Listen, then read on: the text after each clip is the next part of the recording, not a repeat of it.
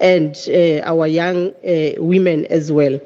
So as social development, we didn't sit back and fold our arms when we hear about these increased high levels of HIV, because we knew that if we don't do something as social development, we are the ones that are going to experience the effects, the negative effects of the epidemic. The high increased level of orphan children in South Africa, children growing up without their parents because of the scourge of the epidemic. So we therefore saw it necessary as the department to develop a compendium of social and behavior change programs to respond to the HIV epidemic, because research was telling us then when we started developing the programs, and it is still telling us now, that what drives HIV is mainly due to social and structural drivers. This includes your gender-based violence. It includes the substance abuse, we know that. It includes poverty, unemployment. So a social development, that's why we found ourselves to become partner in responding to the scourge of HIV. So yesterday, our Honorable MEC and our Honorable Deputy Minister spoke about this compendium of social and behavior change programs that we have developed at Social Development, which includes YOLO, CHOMI, Families Matter Program, Boys Championing Change Program, Men Championing Change Program, the ROC Leadership Program for the traditional leaders, and also the Community Capacity Enhancement, which we call it the CCE methodology that we use as social development to mobilize communities to form part of our HIV response. So for these programs to make an impact in a community, what do? We implement them as a package. I am here to talk about Boys Championing Change and Men Championing Change, but I couldn't just talk about those two programs without situating them within the compendium, because we implement them as a package. We know YOLO targets your 15 to 24, CHOMI targets your 10 to 14-year-old. So if we implement the YOLO program only to our young girls, the chairperson, Comrade Boo, spoke about it this morning, that we have blessers in the communities. That is a real fact. You will only focus on this girl, they change their behavior, they go back to the community, that it's still believing that it's okay for an adult man to sleep with a girl who is in her school uniform. So hence we then felt we need to also develop the Men Championing Change Program. So the Men Championing Change Program, we developed it specifically to target the men in the communities. So when we go to the community as social development, we carry this basket of programs, which is your YOLO, CHOMI, Families Matter, Men Championing Change, Boys Championing Change, Traditional Leaders, CCE. We carry that basket with other DSD programs like Ikimoja that focuses on addressing issues of substance abuse, and implement this program in one community at the same time.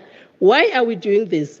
Because for us to make an impact, we need to make sure we touch everyone in that community, including the parents as well, through the Families Matter program. So now let me talk about the Boys Championing Change and the Men Championing Change program as per the program. So we developed these two programs to deal mainly with issues that makes men vulnerable to contract HIV, and also boys, issues that makes them vulnerable to contract HIV.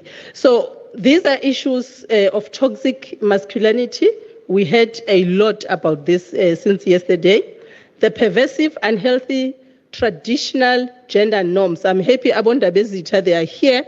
And yesterday, Undabezita said it, Guti, some of these traditional norms, they are not traditional norms. Like Ugutwala, when we were implementing the Rock Leadership Program for the traditional leaders, they indicated to us that ukuthwala, it's not exactly how it was designed to be in the past. Now, there are those men that are using these norms, ugenza ubugebengu, like they will take a child in her school uniform when the girl is from school, but but no, that's not how things used to be. There was an agreement between a man and the female, ukuthi siyohlangana kuphi emfuleni, and bazothwalana khona le masebathwalanile, then bathumele umyalezo to go home. So implementing these programs also with the traditional leaders also assisted us as Department of Social Development to see that the way things are done in the name of culture, it's not correct. So they are helping us to correct those things. So as we were developing this, especially these two programs, the Men Championing Change and the Boys Championing Change, we experienced a backlash. Let me say it. We experienced a backlash, especially from Abafazi women. At that time, there was a total shutdown, and we even trended as social development to go to, why are you supporting perpetrators? You need to be supporting women's forum and not men's forum. But as social scientists in the department, we knew what we're doing, because if you want to curb or to prevent gender-based violence, you cannot do it without having the men in the forefront. And this assisted us when we engaged the men's sector in 2018 to present to them that we have developed these two programs. We are implementing a social development. I still remember Professor Jassi said, Haibo, social development, women, you are leading men to change their behavior. Nope, this is wrong. You are going to work with us as the men's sector, and we are going to lead it. And Blosse remembers that. And we then partnered with the men's sector since 2018 for them to assist us in leading this program. And I must say, the partnership with the men assisted us a lot, because there were certain areas that as social development were not able to penetrate, especially here in KZN, where men still believe ukuthi ay abafazi abayingene yamadoda. So because the men's sector was working with us, we were then able to penetrate, and I must say we were able to make a lot of impact in those areas, like in Eastern Cape, where because social workers, it's a known fact, singabafazi, we are women as social workers. So we were implementing as women, and we were not able to get into those spaces. So what is in these two programs, the Men Championing Change and the Boys Championing Change? These two programs consist of two structured, the Men Championing Change specifically, consist of two structured manuals that we are using when we are implementing. The Boys Championing Change, we use only one manual, which is also structured with modules as well. And we are funding NPOs to implement these programs. So we had the speaker who was talking about partnership. So that is the approach that we are using in implementing all our social and behavior change program, that we use the partnerships with the civil society organizations to implement the program. So these programs, they use a face-to-face approach in a group setting, and we engage men separately using the Men Championing Change manual. We engage the boys separately using the Boys Championing Change manual. And we engage them in meaningful dialogues for us to be able to foster positive behavior change outcomes. Because we don't want to be seen as social development like we are competing with teachers. We just want to go and tell people, don't do this, don't do that, do this. So we engage in dialogues because that is our strength as social development. And if you want to see change happen, you need to be able to understand why are people behaving the way they are behaving. And this method of dialogues in a group setting, it really assists as a social development. So with the implementation, we administer what we call pre and post evaluations forms. So before we implement, we will issue pre-evaluation forms, engage the men. Kanakana remembers what we experienced in Limpopo. And the men will then engage us because it assists us to see where they are before we implement the program and then evaluate after to see if there is a change. And I must say, with our first session, those first few minutes of these sessions, we will always get this back and forth from men that, what are you doing, social development? You want to mess up the things that have been working for years. We have been doing things like this as men. So now, 50-50. Hey, what are you doing with your 50-50? So we record all those things. We don't say anything.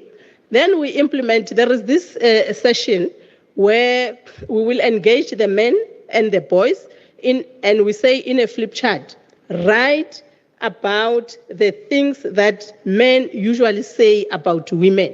We call it women are activity. And they will write as much as they want about how women are this, women are that. So when they present, we then say to them, replace the word women are with my mother is. And immediately when you do that, hey, you start to see some things happening in the room. And the men will then start saying, no, when we say my mother is completely different, you should have told us before. And then we said the purpose of this session is to make sure that you see that the woman that you are in a relationship with is also a mother to somebody else. It's also a daughter to somebody else. And then you start seeing that behavior change that we want to see. There is also this session that I liked as well about my father's legacy. And we'll engage the men and the boys separately on that. So this one, especially on the men, that session, we have realized that it's very important that our NPOs appoint social workers to implement the program, because it becomes an emotional session. We have never been to a session where we implement my father's legacy and we see dry tears from the men. The men will be crying because we'll engage them in terms of reflecting back on their fathers, their very own fathers, to see what are the things that they are taking from their father's legacy, what are the things that they are not taking from their father's legacy as they have their own children are raising boys. So as soon as they start reflecting on the things that they don't like, we see a lot of men crying. And that also is the session that facilitates the behavior change, because the man starts to reflect and say, this is how my father treated me. And I find myself now treating my boys the very same way. And they then make a decision that, you know what, from today, I am changing. I am no longer going to be treating my boys because I personally didn't want it when my father was treating me like that. So the programs are making an impact in the community, and would like to thank the people that assisted us in developing these programs. In our midst, we have Ubabu Kandlela from the National House of Traditional Leaders. Without the National House of Traditional Leaders, we wouldn't have been able to implement our social and behavior change programs, because as the custodians of the community, they were able to create that access for us to implement the program. And through that partnership, we were able to train about 4,000 traditional leaders on the ROC leadership program. And we have seen the traditional leaders taking off their guard, that, you know, abonda bezita. When they are in the workshops, they will even tell us as social development that Khulekani, relax, do whatever that you want to do. We are your subjects today. So we really want to appreciate that. Also to appreciate in our midst, Nguku Communications, we see you. They assisted us in developing these programs, mentoring the NPOs, because this was a new ground for social development to develop this compendium of programs. SANAC as well, they helped us in shaping the programs and also piloting them in the 9 provinces before we're able to say we are now confident that provinces can now stand and implement this program. So we really want to appreciate that. And they spoke about resource mobilization. We are saying those that have money, please assist us. We know that Treasury, there are lots of budget cuts in government, and we are not in all the communities. We would want to be in all the communities. So we are partnering with organizations, non-governmental organizations that have got money. Like for instance, right now, we are in partnership with NACOSA in implementing some of our social and behavior change programs. So we are saying these programs, they have been developed using your taxes. Again, your taxpayers. So we developed these programs using your monies. They are for public consumption. So therefore, do not hesitate to engage us as social development and say, we want you to train us. We want to incorporate this compendium of programs. We want to implement these programs as NGOs. We also had USAID that also loved our compendium of programs, and they were funding us in scaling up. But we know that we were trumped last year, so we are back to square one. And hence we are saying partnerships, please come to us as social development. So ladies and gentlemen, I must say, it is because of political will and political support. We know that. Both our former and current political leadership, that we were able to elevate these programs and be where we are today. And we really appreciate that. Even going forward, please continue to support us. Thank you, ladies and gentlemen.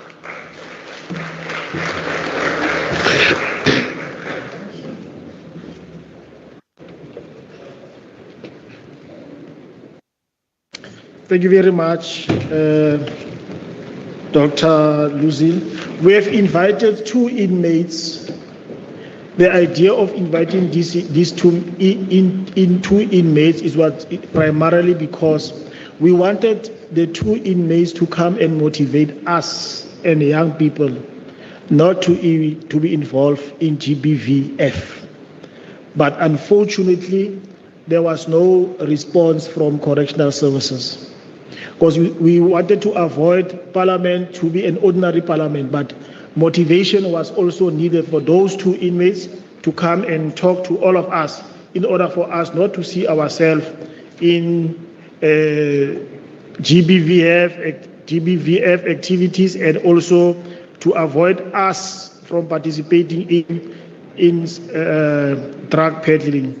Now the next speaker is going to be... Is there one?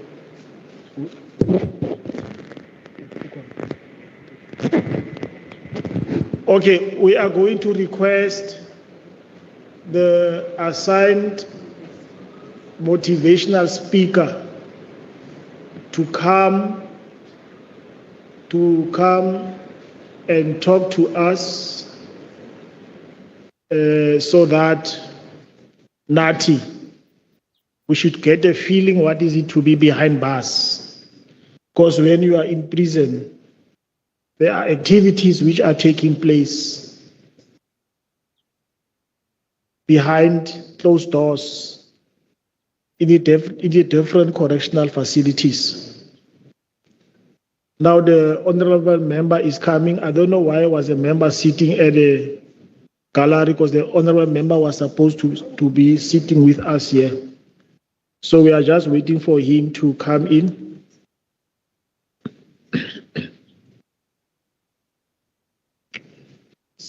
so that I can also assist. We have a discussion with the chair that let's try and push and finish everything before lunch. Because if we break, is that correct, Chairperson? Yes, yes. So we know that we're in the legislature here is section 27, subsection 1B of the Constitution that guarantees everyone the right to food and water. But I sit here, all right, then siqede yonke into no ministers badedele bese siqedile. So siyazi malunga eParliament ukuthi i-right yenu ukudla. Besilinde lo ozongena and then akhulume.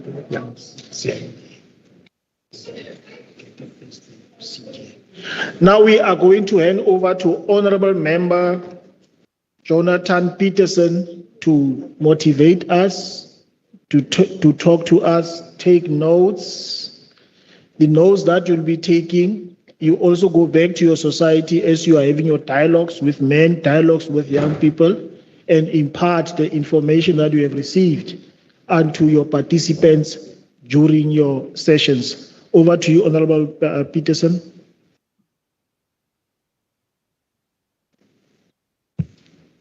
Mangithatha ithuba ngibingelele usomlomo weshamthetho saKwaZulu-Natal, Honorable Nontembeko Boys, kanye no Deputy Speaker uMama uNtembe, Honorable Ntembe, uMinister wa Social Development, uMEC wakwisifundazwe saKwaZulu-Natal, uMama uShinga, umntwana waseNdlunkulu, siyakhuleka eNdlunkulu kumntwana waseNdlunkulu, ama-members e-legislature and ama-members akhona siyabingelela. Igama lami nguJonathan ngwakaPeterson, isibongo ngwala ePietermaritzburg. Ngizokhuluma kabanzi ngokwa correctional services. Ngiyi-ex offender. Abantu abaningi ke bayixwaya into no-ex offender phakathi. Kanti sonke njengoba silana sinesikwenzile kodwa kwangavela. Thina abanye bethu sanenhlanhla kwavela. Ngithatha ithuba ngibonge kakhulu kusomlomo weParliament laKwaZulu-Natal uMama uNontembeko Boys. Sisebenzisana kakhulu naye because mina ama programs uyasibiza njengama ex offenders ukuthi ke sihambe siyolishumayela ivangeli emphakathini. Ngoba abantwana abafuna ukuzwa iphoyisa, abafuna ukuzwa ujele ezikoleni, bafuna ukuzwa umuntu ngempela oyihambile le ndima, wangena ngaphakathi ejele, wazobatshela kunjani ukuphila ngaphakathi ejele. Singakhuluma sikusho konke, sikhulume ngejele, kodwa abantwana ngeke bakuzwe ungakaze ube ngaphakathi ejele. Ijele akusiyona indawo ongayifisela noma ubani. Ngigwetshwe iminyaka ewu10 ngingaphakathi ejele. Ijele akusilona uzalo lesilibonayo. Ijele akusiyona into esiyibona ku TV. Ijele kunzima ngaphakathi kulona. Unesikhathi sokuvuka ovuswa ngaso. Uma kwenzeka ebusuku mhlambe kuyagwazwana ejele okuyalinyazwana, kuthatha isikhathi eside kuzovulwa ijele, kuzokhishwa lo muntu olimalayo. Ejele ungaphuma unazo zonke izifo ezikhona, uphuma no HIV, uphuma no TB.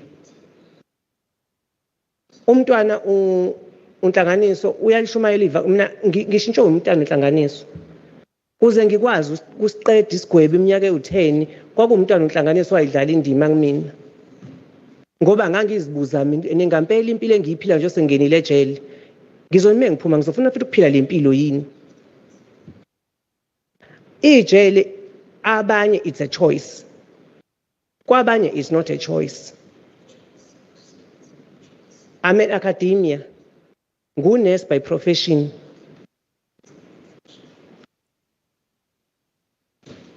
Ngihold a degree ka nursing. For me it wasn't ngeke ngisho kwakuyi-choice, ngeke ngisho kwakungena i-choice. Kumina kwakuyi-choice because ngahamba nabangani ababe wrong.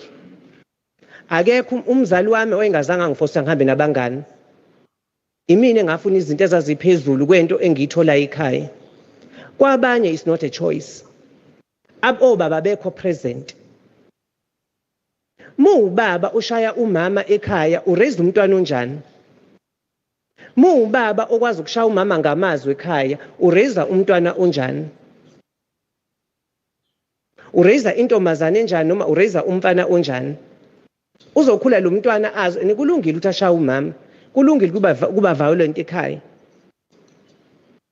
Ejele kugcwele abantu because of unpresent fathers. Uma ubheka umbuzo umuntu kepha wenzeni athi umuntu ngishaya upartner wami uyilandela ihistory yakhe yini because ukhule ekhaya la kushayanwa khona. Ijele menganichazela ngalo ngilimele ngalimali ejele. Ngayatshela amasikazi la ukuthi la masikazi engizophuma nawo amasikazi engizofundisa ngawo. Sinamaskills esiwa-offerisha siyabathatha obhuti abasebancane sihambe nabo sibasemajele ke sithathe usuku sibangenise ngaphakathi ejele bazobona ukuthi ijele ngempela into enjani ngoba nemedia iportraya ijele ngendlela engeyona.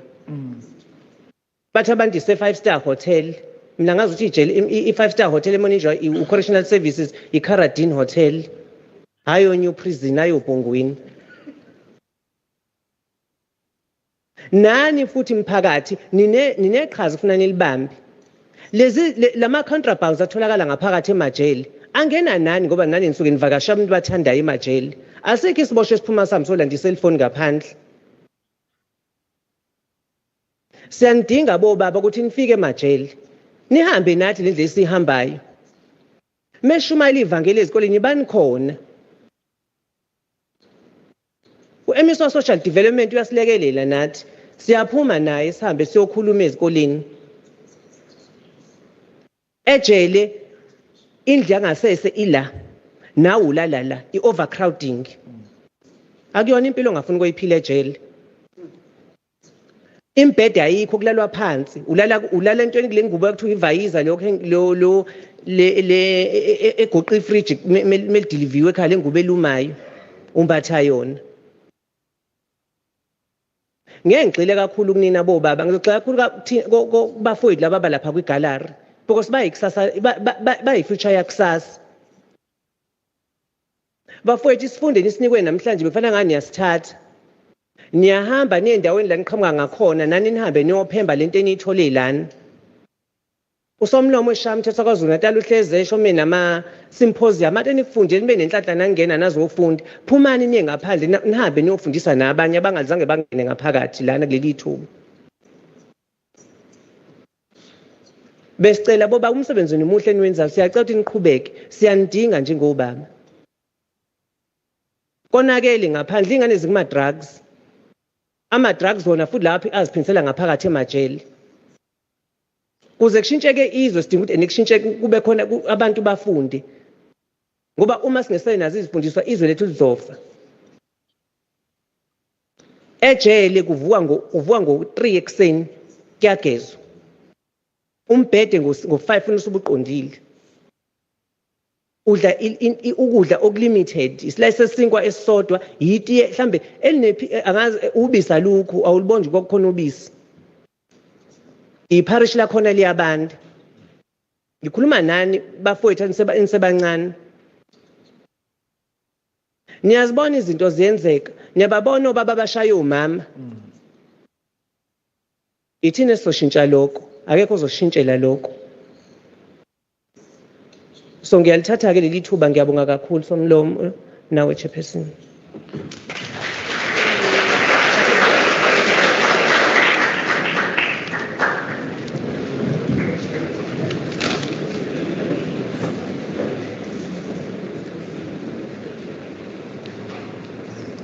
If what he said did not reach home, and then you have a thick skin, there are things which are happening behind closed doors. Sodomy is one of them. When you enter that facility, you go in there HIV negative. Xa uphuma phaa, you are HIV positive. Gangsterism is rife in prison. The role of a correctional facility is to correct you. Sometimes it's the opposite. The center itself will try its utmost best to correct you, but people within, the other inmates, they will change you to be something else. As I was saying, you listen to the motivation. When you have your own dialogues in your own communities, you must relate the information to your participants. We don't want all of us here to end up in jail. Let us do our utmost not to involve ourselves in GBVF. One of the other things that we need to do as men, when you are angry, walk away. When you are angry as you quat us, just walk away. When you walk away, it does not mean you are a coward. You are also saving yourself from committing GBVF, from killing your partner. So by walking away, it does not mean you are a coward. You are taking responsibility of yourself and your partner and others as well. When your mindset is relaxed, you come back, you are able to have an honest conversation with a relaxed mind. Because if you are angry, there are so many things that you can do. Let me call Mr. Mabalani Mfundisi, Honorable Member, to come and give us a progress report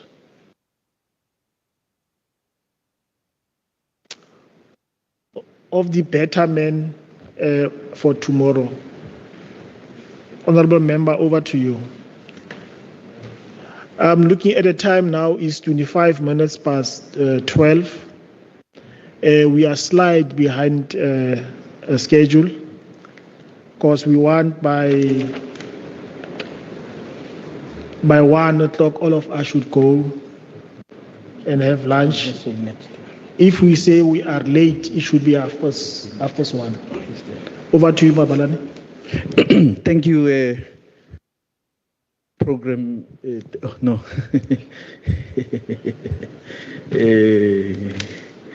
Presiding officers, both of you. I stand on protocol observed. And the previous speaker, we need your voices more, because the other day, people were glued to their TV screens. Yeah. They were on social media because they saw another side of prison. When Kate Matlala was being interviewed by the by the ad hoc committee, it created an impression that, hey, it's nice in prison. People were talking about the clothes he was wearing and all of that. But let me leave that, because I'm not about that now. We can move to the next slide.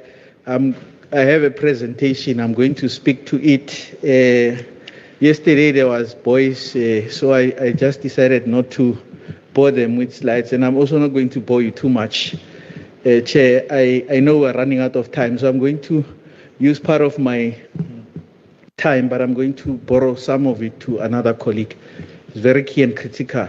So the presentation deals with the betterment for tomorrow, which has two components. One is the health part, and the second part is the GBV.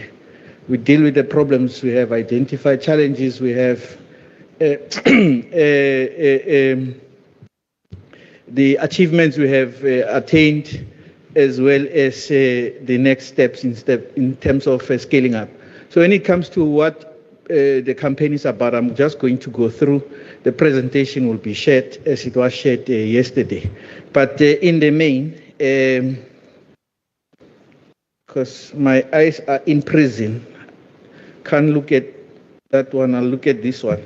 So we have the vision for Better Men for Tomorrow, which is better men and boys contributing to building South Africa with a brighter tomorrow. And the objectives are twofold: addressing gaps in HIV care and other key health indicators for boys, men and boys. And secondly, championing the drive by men and boys to end gender-based violence and femicide.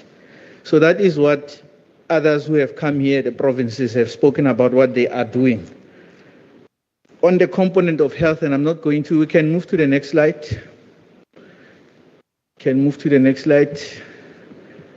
Yeah, on the components of the campaign, there's quite a number of things. We were very technical in terms of how we arrive at what defines this campaign. We worked with the Department of Health. We worked with our partners from CDC and PEPFAR. We worked with quite a number of things. Yesterday I introduced our colleague Nandi and other colleagues that he works with, MZ. There is Masilu there from PEPFAR and CDC. They supported us in this campaign. They also supported us together with the Department of Health. The Department of Health is not in the room, and we'll come to that later on as to why they are not in the room and what is it that we are going to get them to come back to this room. We can move to the next slide. So we also identified a minimum package of services in terms of the first objective, which is about addressing issues of health, because we want healthy men and healthy boys. Next slide. We identified a number of domains regarding this particular program regarding health. We have 6 domains and 2 critical enablers, which are outlined there. I'm running after time. Let's move to the next slide. In terms of gender-based violence, next slide, we identified a number of things amongst those engaging men and boys as allies in ending gender-based violence and femicide. And I'm sure we were all ears when the president announced in November that the cabinet made the resolution that gender-based violence and femicide is a national disaster that needs attention. So the president was saying already what we have identified, which means that we are part and parcel of this particular problem, and we want to see solutions to it. You can move to the next slide. There are key strategies that we identified for implementation of gender-based violence. Amongst those, awareness campaigns targeting men and boys. So the men's parliament here at national level in the provinces, in the districts, is just but a mechanism through which we report back, because at the parliament we don't come and do the work. It is the platform for us to demonstrate the sum total of the work that we have done, what impact our work has been able to do. Collaboration with community leaders, workplaces and policymakers, capacity building workshops and training on gender equality, leveraging technology and media to drive change. And Meluzile just spoke about some of the campaigns the department is engaged upon, which we are involved, either as individuals or through our organizations and other stakeholders. Can go to the next slide. It's a video, but I don't want to play it. Let's move to the next slide. I'm rattling, colleagues. So what progress have we made and the achievements? Key achievements, it's expansion of service delivery platforms in health services for men and boys in 40 of the 52 districts and metros. We need to come back and report that we are doing this in all 52 districts. And colleagues have also indicated what are some of the challenges for us to actually go to scale. Improved HIV testing and linkages to care outcomes amongst targeted male populations as drivers of social mobilization. Enhanced community mobilization and male health literacy. We've also strengthened strategic partnerships with provincial departments of social development and the traditional leadership, civil society in its broadest form, the private sector partners. However, as I've said, the relationship with the Department of Health is at an all-time low. Yet we are champions on the ground to ensure that for our own health, but also for the health of the nation, that they come, we need to have them on board. We've advocated with other stakeholders for the declaration of gender-based violence and femicide as a national disaster that President Ramaphosa indicated in November. And it's not just the indication that there is a problem, it is what we do. And this parliament will also direct what are the next things that needs to be done.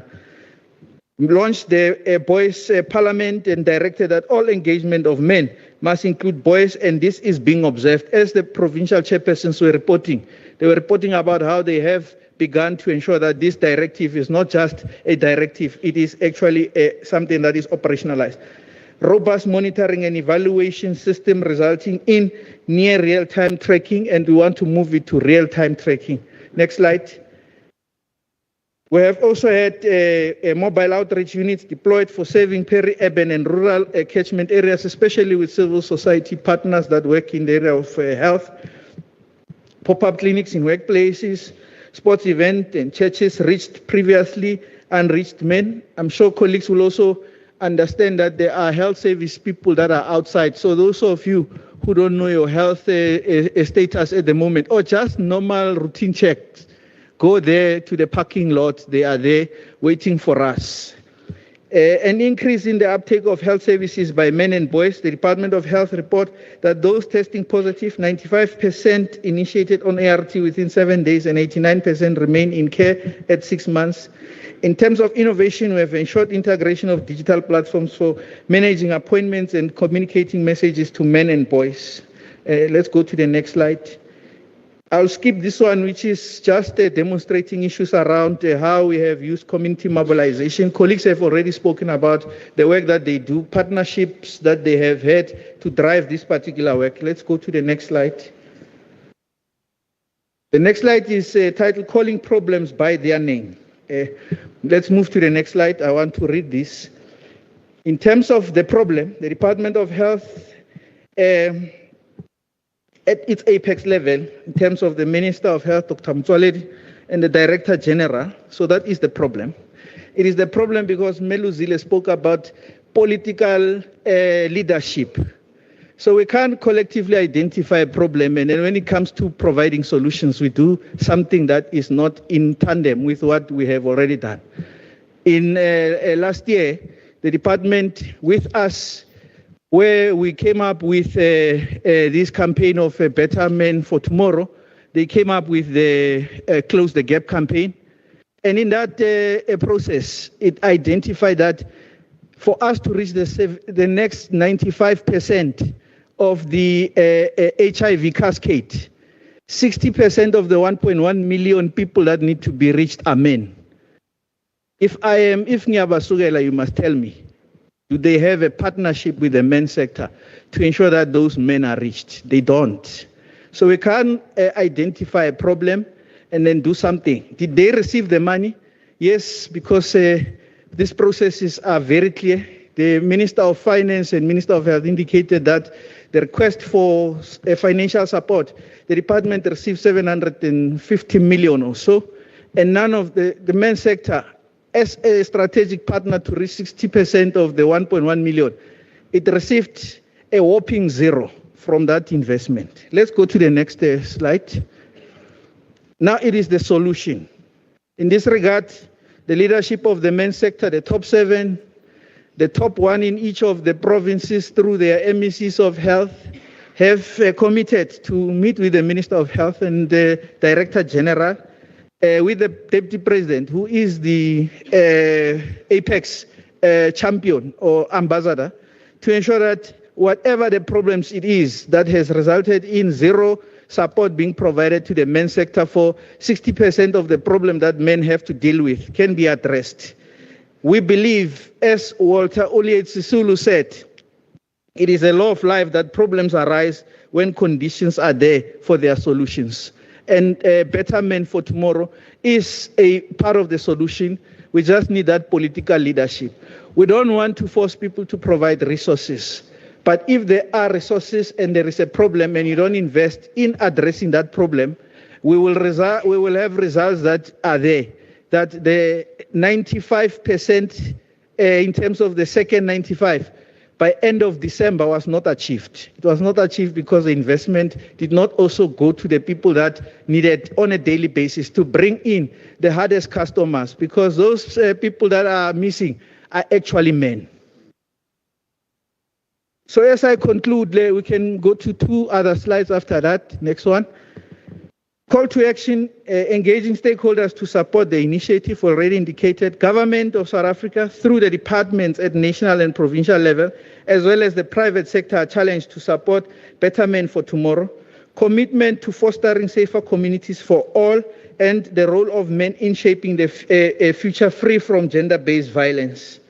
So there are a number of things that we have going to scale, and I'm going to ask my sister from the private sector forum to come to the stage. I already told you yesterday, I told someone to come when I didn't tell them, but when at least I told you to come because we want the commitment from you.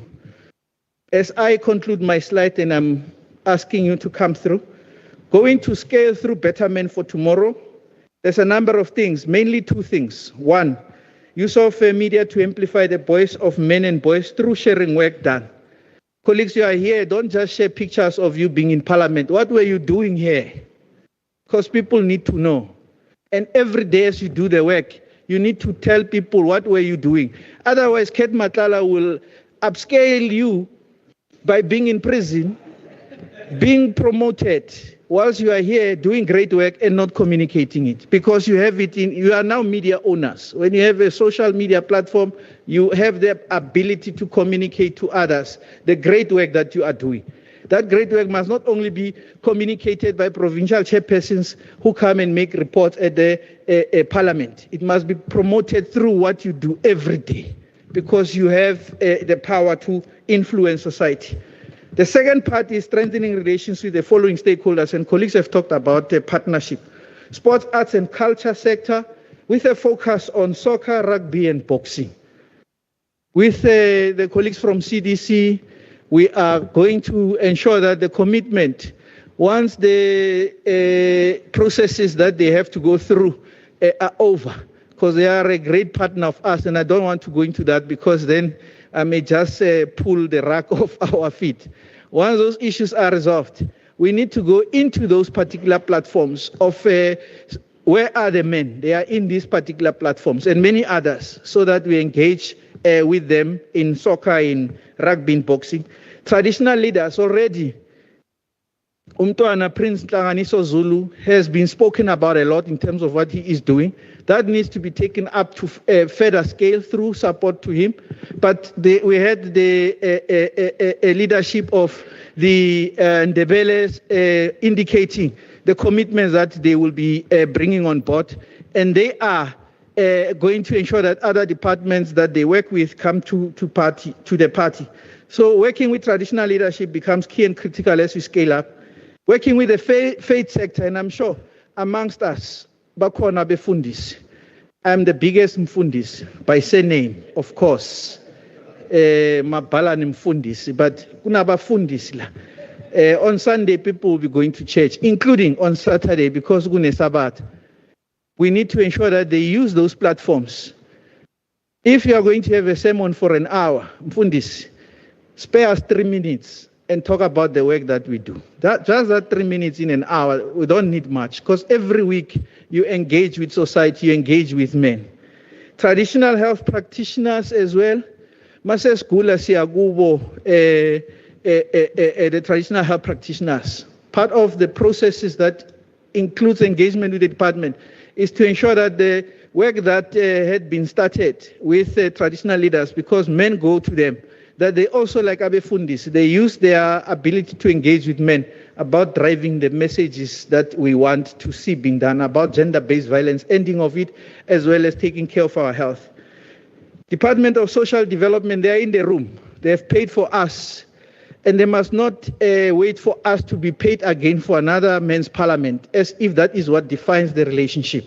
We want more from that, and we appreciate that which they have done. We appreciate that outside of the men's sector, they are also supporting through the campaigns that Meluzile spoke about.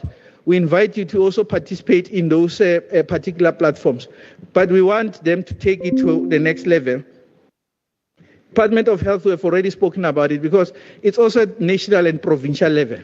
Colleagues, relationships are very important, because we can't just talk about partnerships when we don't have relationships.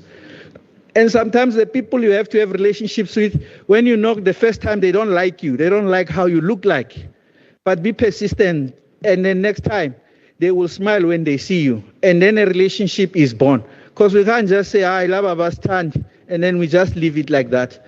If Bangaktan, they go to the MEC, you have the MECs and the ministers are not robots that you can't get hold of. They are not AIs. Even now, AIs, you can talk to them now. Eh? You can talk to an AI today. So you must find their number and say, maybe when you call, they are busy, but be persistent and say, they'll be coming. And it says the season for votes are coming now. They know how to get hold of us. So we must also get hold of them so that they enhance the work that we do, including addressing challenges that we identify. Department of Cooperative Governance and Traditional Affairs, and we're happy that the Ndebele leadership are going to be driving that particular aspect of the relationship. We've spoken about PEPFAR and CDC. Within the workplaces, working with federations, unions, and the workers. And lastly, the private sector, as I invite Manje, just one bit to say what their commitments are, because she's the chairperson of traditional private sector forum in KwaZulu-Natal.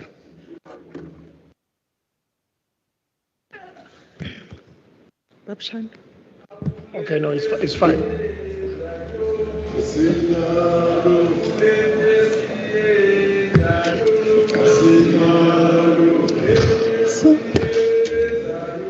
Asinaluvalo kulento siyenzayo. Singaphakama nje kancane iminute.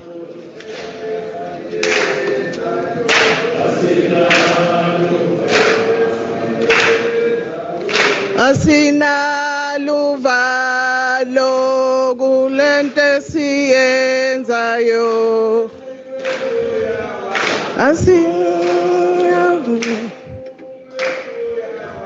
Umoya wami uyavuma, ume moya wami. Siyabonga.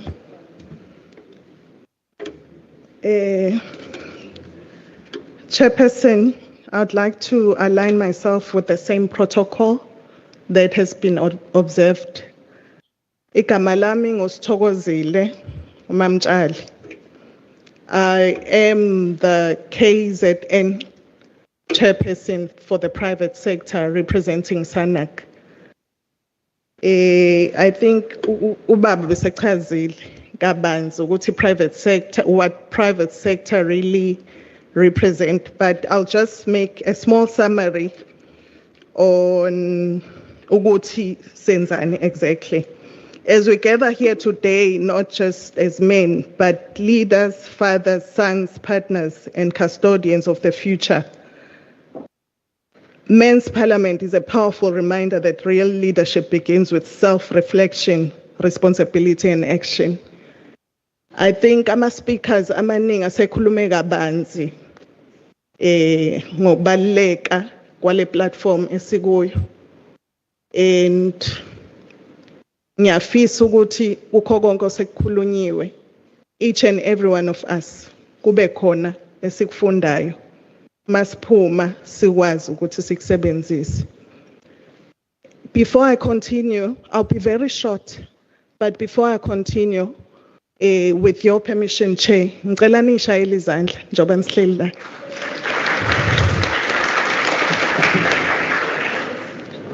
Umsebenzi enwenzayo ubaluleke kakhulu, and ngiyafisa ukuthi njengoba nila you can multiply.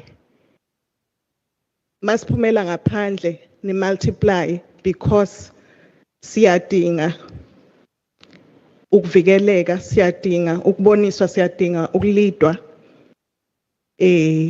amadoda afana nani. Siyabonga. South Africa continues to face serious challenges: HIV, TB, STIs, mental health struggles, and gender-based violence. And these are not women's issues alone, they are men's issues because they affect our families, our workplaces, and our communities. And as men, it's important that to normalize health-seeking behavior. A strong man tests, a strong man treats, a strong man protects others by protecting himself. It's important to know our HIV status, adhering to treatment, understanding prevention options such as PrEP, and speaking openly about mental health are acts of courage, not weakness.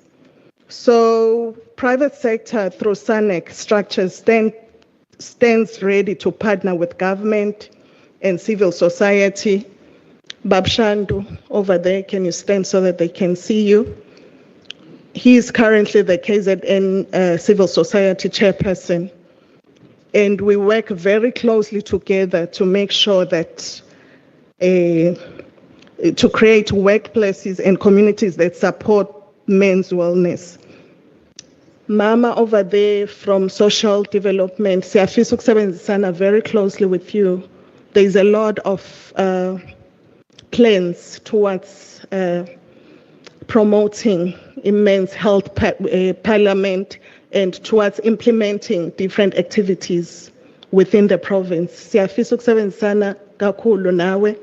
I'm also inviting different business entities around KZN, not only in KZN, but also national, to also join in this force and assist us in terms of mobilizing enough resources and making sure that this dream becomes a possibility, not only in KZN, but nationally. Let us leave this parliament committed to action, to raising boys into men of integrity, to building safer communities, and to being present, healthy and responsible men for this generation and the next. Together, let us redefine what it truly means to be a man in South Africa. I thank you. Amanda. Siyabonga.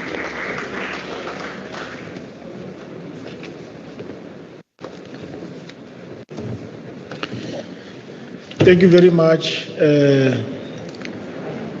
When you preside, you should be a good listener.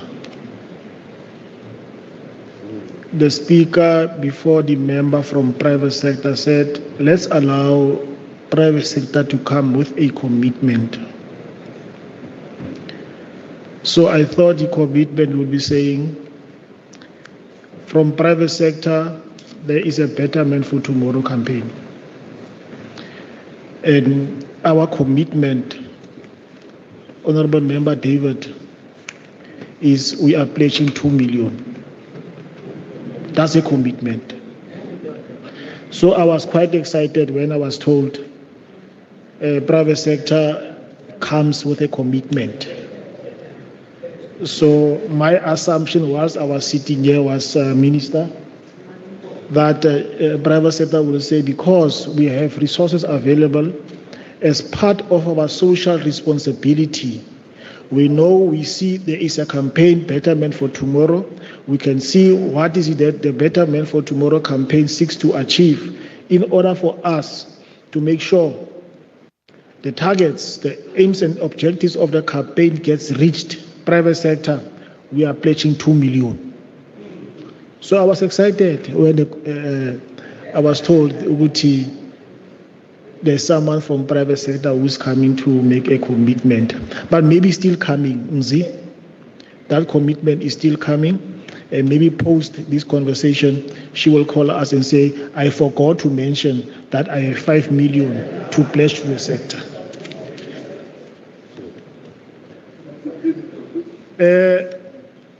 The last speaker, and then the last speaker before dialogue, before plenary and post-plenary, we are going to hand over to the co-presiding officer, because the idea is we want Minister of Social Development should listen to the discussions.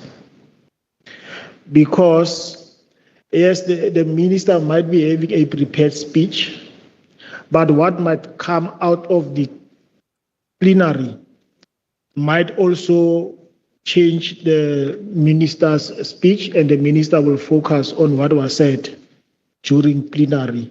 Not to say the minister should also not focus on a speech, but at least the conversations, the dialogue will also be able to give minister that kind of guidance. Maybe in the introductory remarks of the MEC responsible for social development in the province, Umama Wetu, Umama Shing, she might also say, all right, since now we are going towards the closing of this current financial year, when I look at my discretionary funds as an MEC, I managed to use only 1 million. So 2 million is left. So we are only 1 month before the new financial year, because I know in April, as an office of the MEC, I'm going to be given 3 million as my discretionary funds.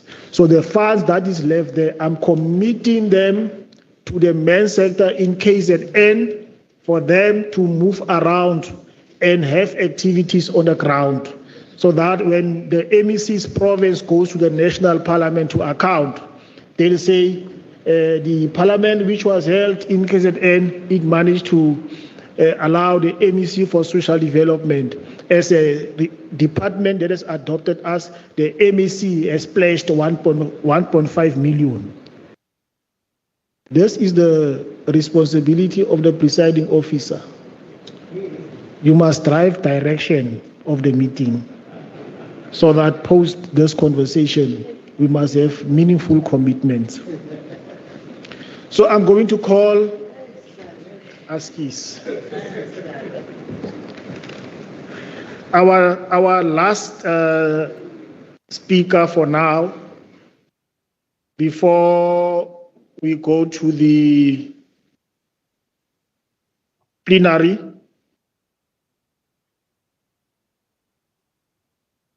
is Bongumusa Sibahle Zulu, who will talk to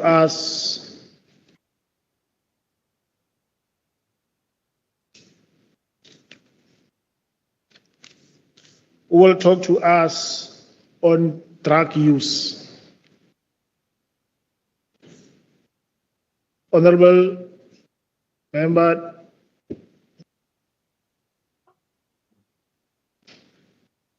the podium is yours.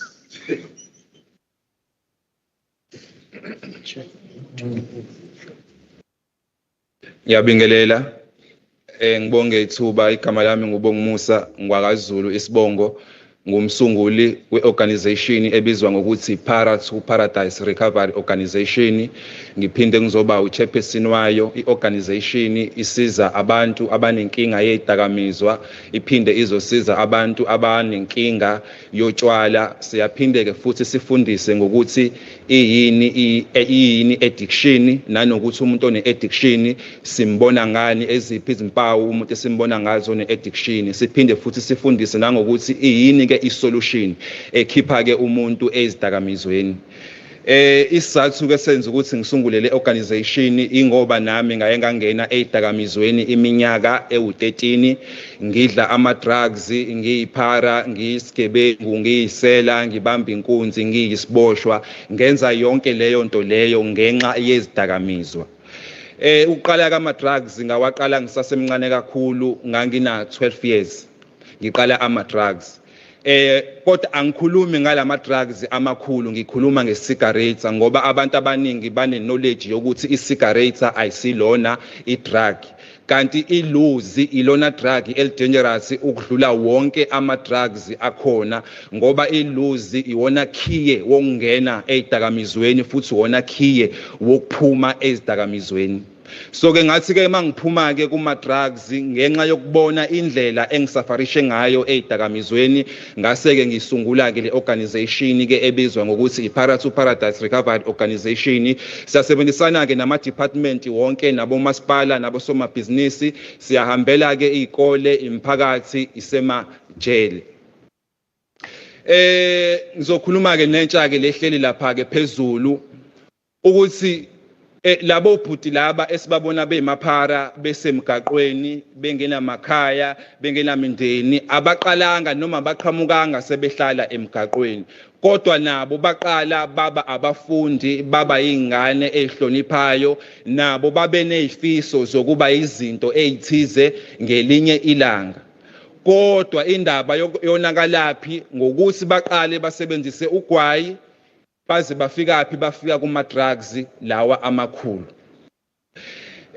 ama drugs ke akusiyona ke into entsha efika manje ama drugs nasemandulo ayivele ekhona izinsangu zazivele zikhona utshwala lukhona obabamkhulu bethu babevele beyisebenzisa lezo zinto kodwa bona ekuyisebenziseni kwabo zazingayi affect impilo yabo ukuthi baqhubeke basebenze babe nemindeni babe nezingane babengantshontshe futhi bengayibambi inkunzi kodwa ukubhema kwabo noma ukuphuza kwabo kwenza ukuthi isizukulwane esiphuma kubona sibe nesifo ekuthiwa iaddiction iaddiction ke uyithola kanjani uma phakathi kwabazali bakho kukhona ophuzayo noma obhemayo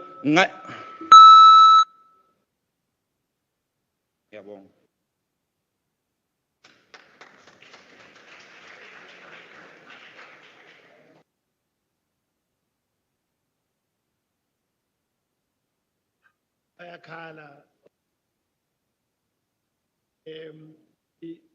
On the reflection, maybe we are going to give you 2 minutes just to finish.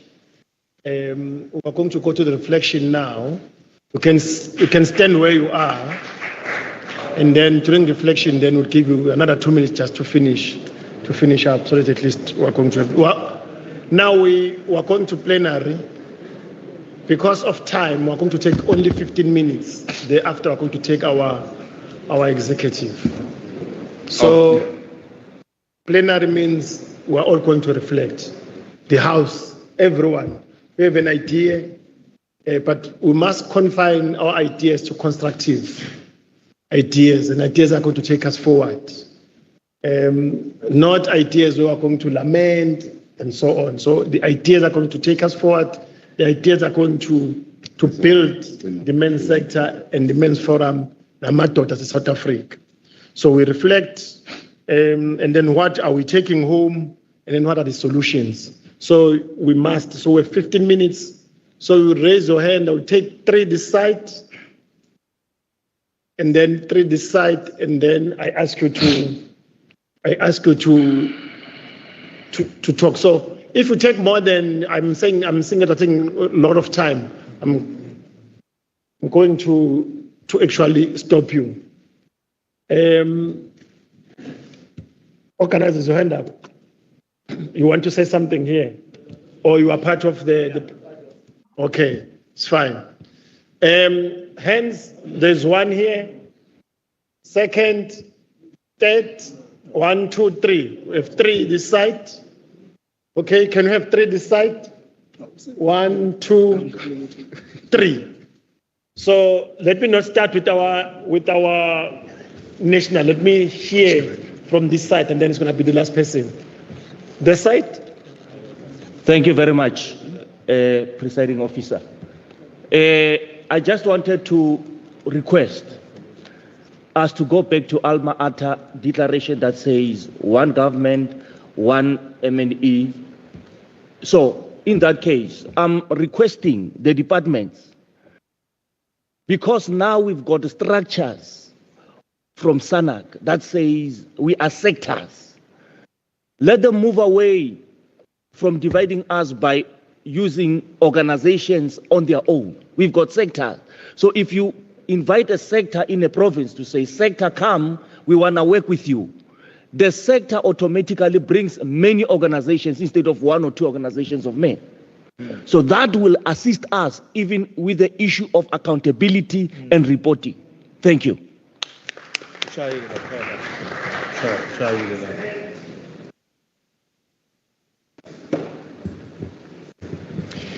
Ngiyabingelela okhulumayo umfundisi uThembekhosi Ntshangase we-Interfaith yaseMgungundlovu. Siyabonga konke okuthe kwakhulunywa okuhle. Esikucelayo kwi-symposium esike saba nawo from 2016 and the recent one 2023 eyayinama-resolutions ey'ntweni eziningi ezakhulunywa akaze kube khona i-movement eyenzakalayo. Okwesibili, my brother, thank you have covered me. So-ke ngiyafisa ukuthi ekuphumeni kwethu sonke la kuma-structures esikhona endaweni ezikhona, let's recognize the interfaith abefundisi abakhona endaweni and give them an opportunity yokuthi baveze uNkulunkulu abanikeze kona. Okugcina izolo ngiphatheke kabi mangabe inkulumeni eziningi nezinto eziningi ingaphanyiswa into yenkolo kanti labafana laba abancane badinga ukuthi bakhuliswe ngendlela okuyiyona yona enenkolo phakathi. Ngiyabonga. Siyabonga. About 3 ngapha. Oqala nangu Ndoda TV. Itime. Lungi. La uNkulunkulu isimanga. Press ababuzwana. Oh, press what? uNkulunkulu isimanga. Supporta yonke into at my age, mhlawumbe umuntu uzofa aphumule. At my age I'm about to, but God is great. Mamumbala, Masheng, Ndelo, the ball is in your court, sis. La bafowethu ake siyekeni ukuba greedy. Umuntu angayicabangeli nayedwa ngemali kahulumeni. Let's work together. Immense sector ngendlela esisafarisha ngayo. Today God is great because time is here. Amadoda amaningi awasebenzi siyasazi isimo isiphi. We were covering ukuthi abantu besifazane were left behind. Into elimaza nina abafana bami iqhamuke kabi lento eqhamuka kunina kuthina yayingekho. Le age Mamundelo, at the age of 35 uyaqala uba indoda lapho liyaqinisa. Ngeke libe right imali ingekho ungasebenzi. We end up changing izinto manje la okufanele khona kuthiwe hostel khona inkabi. Let's get rid of that. But well, let's get his support. Ukuze sikwazi ukuthola support. Ama meetings aqhamuka kuma wards adinga support whereby uma kuukuthi amadoda siwabizile njengosihlalo bawo kube khona noma ubanana ke noma iapula kunokuba indoda uhlale nawo 6 hours yonke niyenza into engayindawo. Ngiyacabanga ukuthi abantu besifazane they are too faster than us bazoshintsha umqondo, but I support into esho ama organizations asiwabone phela kwazi ukusisiza. Ngiyabonga. Sibonga kakhulu. Osibili wengapha lowesithathu ngiya kuJasi. Ngizokunikeza 2 minutes Ndoda what isikhulumela ngama drugs, don't worry. Yeah, thank you so much. My name is Kanelani. I'm the chairperson of the men's sector in Limpopo. We are all having engagement in here. We've got reports that we sent to the secretariat. And then we've got reports, success stories that we're sharing in there. But due to lack of resources, we can't be able to gather ourselves to have review meetings where we deliberate and engage the reports that we are sending to the province or to the national. So it's my plea as to state that when we are engaging those who are having resources, can't we just have as men have review meetings to engage and deliberate the reports that we are sending to each other, more especially of the programs that we are saying that we are running, more especially in terms of analysis of the statistics that we are having. I appreciate that.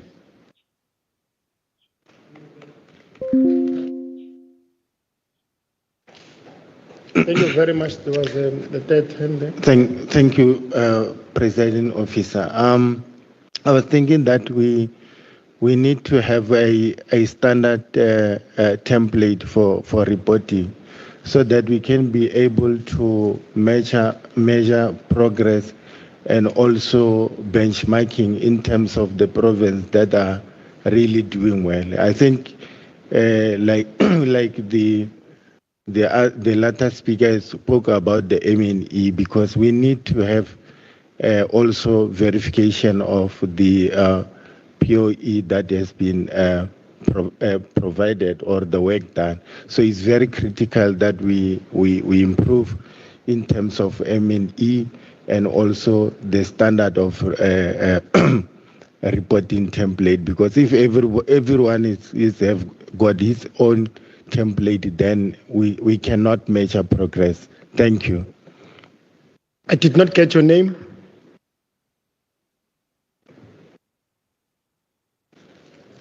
My name is Hendrik Sechi. From Northwest. Northwest, thank you. Thank you, Leader. Yes. Njengoba niyazi ukuthi bengiwu Secretary General we previous leadership of the men's sector. Today I officially hand over ku Comrade Usiya Ndesi as our Secretary General. Thanks so much, Sia. I'm sure now you know the culture ye men's movement. Ukuthi into edingekayo la ukuhlonipha abantu. Secondly, fortunately, we are no longer convening these meetings to convince each other at this level.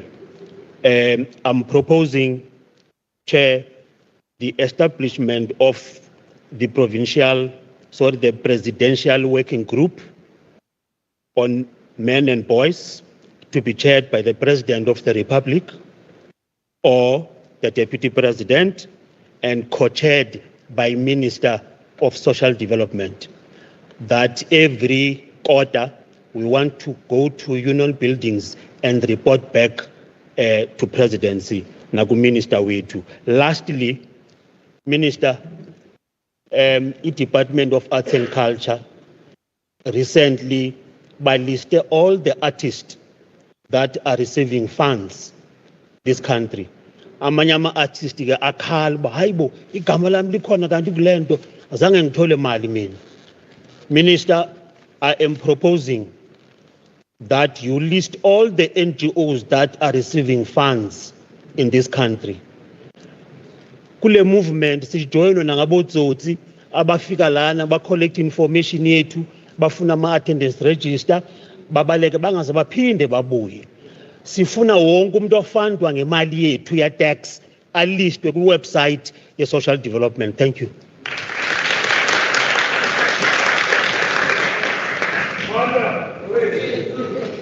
Thank you very much. Let me just give my brother who spoke about that just for 2 minutes, and then I'm going to open the last chance for engagements. Yeah, so Putuam, just 2 minutes. There was something that you wanted to say, that you wanted to summarize. Now it's the time. All right, ngiyabonga bhuti.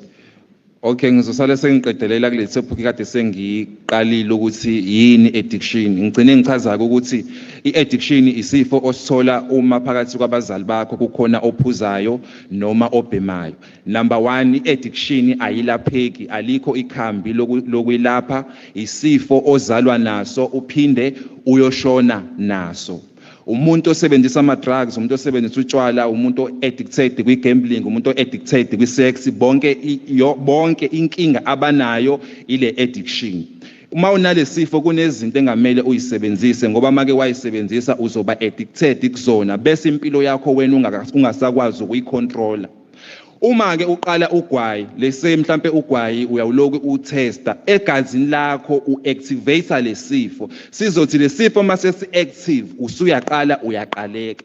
Uma ke unalesifo lesifo siyazidevelopa sona, ingakho ngithe uma ungena ezidakamizweni ungena ngogwayi bese ugwayi kuhambe ungasawuzwa, ungene ensangweni, ungene ephilisini uze uyofika ewungeni. Ingakho lama rehab lawa a private so 40,000 or 30,000 bewuvumela ugwayi ungene ngaphakathi ngoba vele ayema business bayazi ukuthi njengoba wangena gwayi uma uqhubeka ugwayi ubhema ngaphakathi erehab vele ufana njengomuntu ongawayekile ama drugs. Mina ngibheme for 13 years mhla ka 25 February ngizobe ngithi 5 years clean and sober, angibhemi even ilozi, angiphuzi even iwine.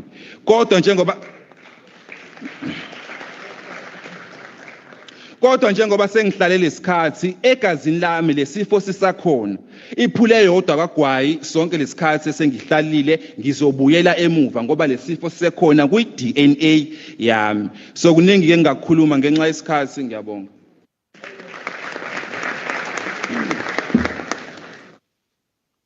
Asibonge kakhulu ngicela this side I'll take 5 and then 5 and then that's it. Okay, if we have 1, it's fine.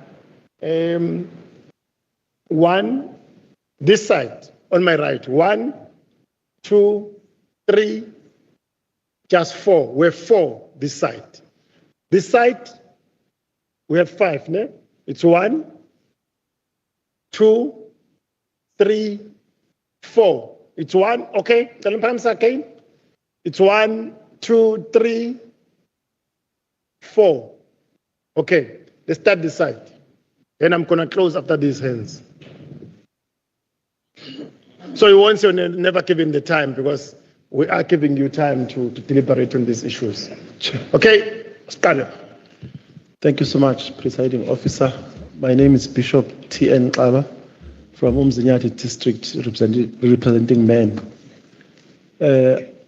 In short, I just want to say the guy that was speaking as an ex-convict, I want to speak as a convict myself, who is still in prison. The prison of being a son without a father.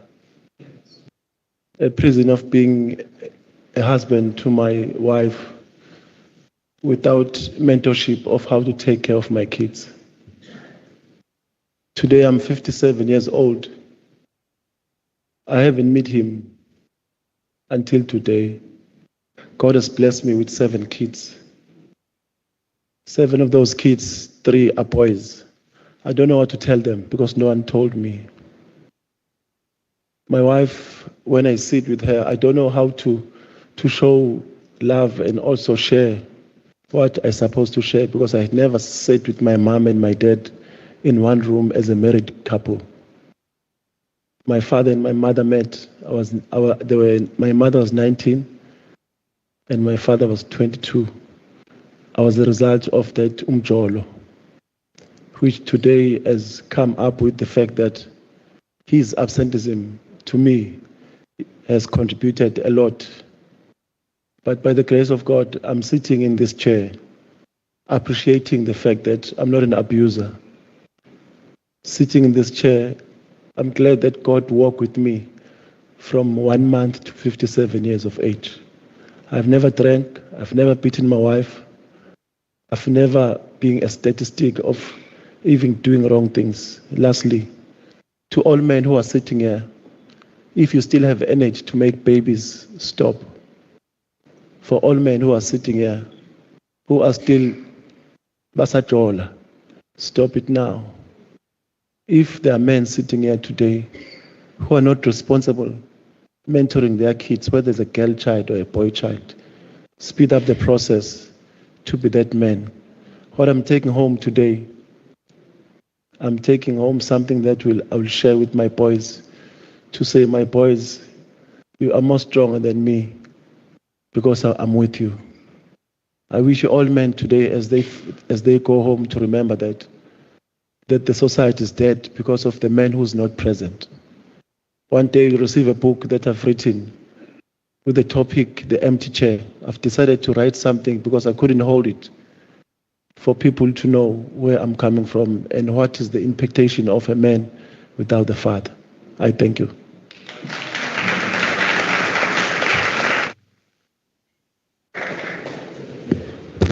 Siyabonga kakhulu umfundisi. I think uyalapheka nomfundisi othe ubona ngathi nje la abantu abangenalo ivangeli. Siyajabula ukuthi and what is important abantu abala abaningi abalindi sector babafundisi. Siyabonga ukuthi nivele nani bafundisi. Bazo zonke inhlobo zokulida abantu ngendlela kamoya. Because in the interest of yami lapha yaka inhlalisothi nayo mhlawumbe izogcina ikhulumile. Ndaba ezitha usho ngabe aphekiso I guess owesibili ngapha Sanibonani. Yes. Igama uPrince unsikelelo wakwaSoga from Gauteng. Ngithi mangiveze ukuthi ngithanda ukulisekela kakhulu iphuzu elishiwo ubaba uJasi laphana lokuthi ku develop naye presidential working team if ngi-right because seza kumhlangano odlulile si-Gauteng si-recommenda ukuthi makube khona i-department or i-ministry yamadoda ukuze kuregulate kahle kuhlelwe kahle kuqondiswe kahle ama-activities wamadoda kwaba ke neyingqinamba ezithize kwa recommendwa ke ukuthi kwenziwe this team so ngiyayisekela kakhulu ukuthi mayihlelwe yenziwe njengoba eyichaza undodana laphayana uJasi. Ngiyabonga.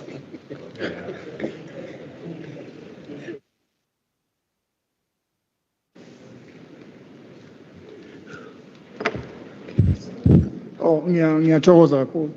Bengithi ake ngiseke le inkulumo le yokusupporta besicela nje kwi department kakhulu le department ya social development ngoba uminister ukhona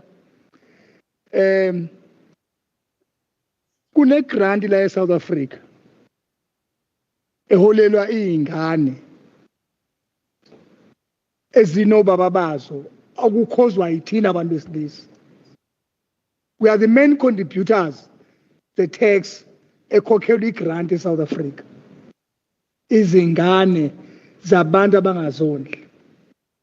So besicela nje ukuthi i-department iselekelele to support ngoba thina as the main sector and we are the good champions zamadoda eSouth Africa, we can be able to reduce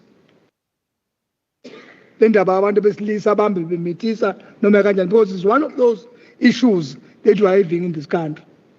So besicela nje ukuthi i-Department of Social Welfare ikilithathele izandla ifake kuyona and then to lead and get another people that can be able to help us as immense sector ngoba we can be able to reduce what is there. Inkulu imali ekhokhelwa igrant into ekhozwa ithina abantu besilisa. Thank you.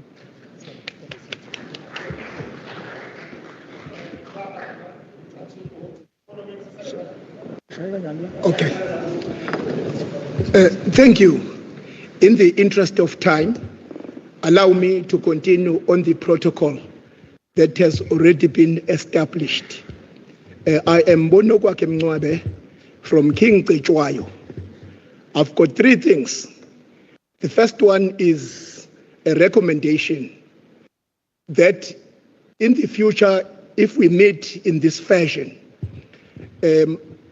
I'm appealing that we have the Department of Health just to offer basic services. My heart was touched this morning when one of us had to be taken home just because nothing could be done. He was seriously ill. I don't know whether he has been taken or is still with, but this morning his intention, he phoned his wife to come and fetch him because he could not be assisted. So if we could make sure that the Department of Health is available just for basic services. The second thing, I was also touched by the tone that we had before, towards the end of the session yesterday. We owe the boys a word of apology as men in this parliament because there was an instruction that was given at lunchtime that boys were going to eat first and men were going to be last. That was not observed, and Professor Tiasi did apologize on our behalf. But we just want to say to our boys, we are very sorry. Fortunately, I saw what happened. I think I was the last person to leave this house to the dining hall. We went to this side, and the boys were right in front. We did give them their position. One of the caterers took them away, and I thought they were being taken to another special room where they were going to be served as members of this parliament. I was also surprised because when we were when lunch was about, there was 15 minutes left. The boys came back again, and it showed that they were taken away and they were never served wherever they were taken to. And it was as if, therefore, we did not respect them. It was not our intention.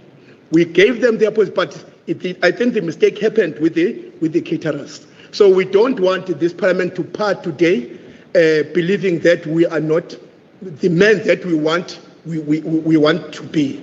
So sorry for what happened yesterday, but accept our word of apology.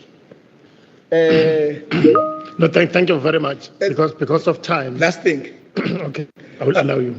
Because we keep on using this word men, I think next time we must have a pledge that we are going to make as men, so that whenever here we are sure what we are talking about. There must be a pledge for people who want to call themselves men. Otherwise, everybody can call himself a man. Thank you very much.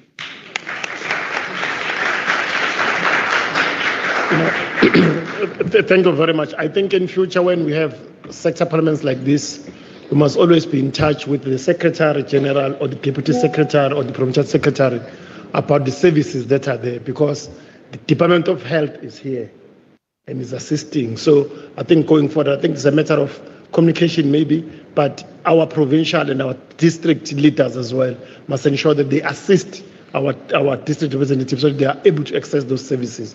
We can even go across and test your PP, test your HIV, do whatever. So, but they are here, they are with us because we need them. The last speaker this side, and then I'm going to call that side. So now you must just limit what you say because of time. I don't want to lose the ministers. Thank you so much. Igama Ngusphiwe Tayo from Department of Social Development, the provincial office. I think centrally to what we are confronted with, that is challenges related to men, is the question of economic development. More of our social ills or social challenges are socio-economic, but our approach mainly is purely social. We are thinking or talking of getting a platform from the churches, going and talking to the people, when we are not necessarily providing anything that is going to change the men that we are talking about economically. I think, again, we need to redefine private sector.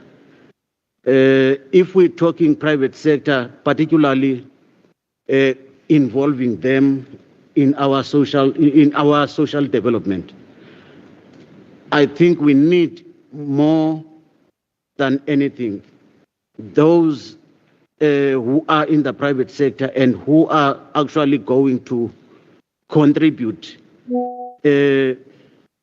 financially towards our strides with whatever that we are doing for men. Because I should think we need not only look at men, as we are saying, men are seen as a problem, but men are also a solution. So we also need to do something positive for the men, for them to change their lives and for them to contribute positively in our society.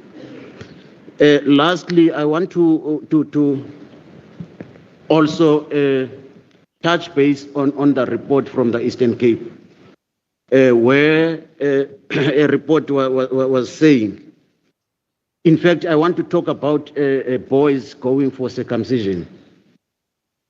You know, when I went for circumcision, the first thing I was told by the man who is called Ikangata was that this is your first house. And into everywhere ayingeni kulomzi. So such a language is very critical for building a boy into a man. But now, for Amakangata, we've got Amapara, who stay in those boomers with those boys who are in the circumcision schools. And they even teach them how to, they take them into drugs, even when your child was not using drugs. But when he comes out of that circumcision school, he is deep into drugs because he's been recruited by the same person who should be guiding him out of the wrongdoing. So all I'm trying to say... Can I stop you there? I think you have actually explained that issue. I'm very sorry about that. Okay, and I think the Eastern Cape is also going to take the issues that are actually bringing forward.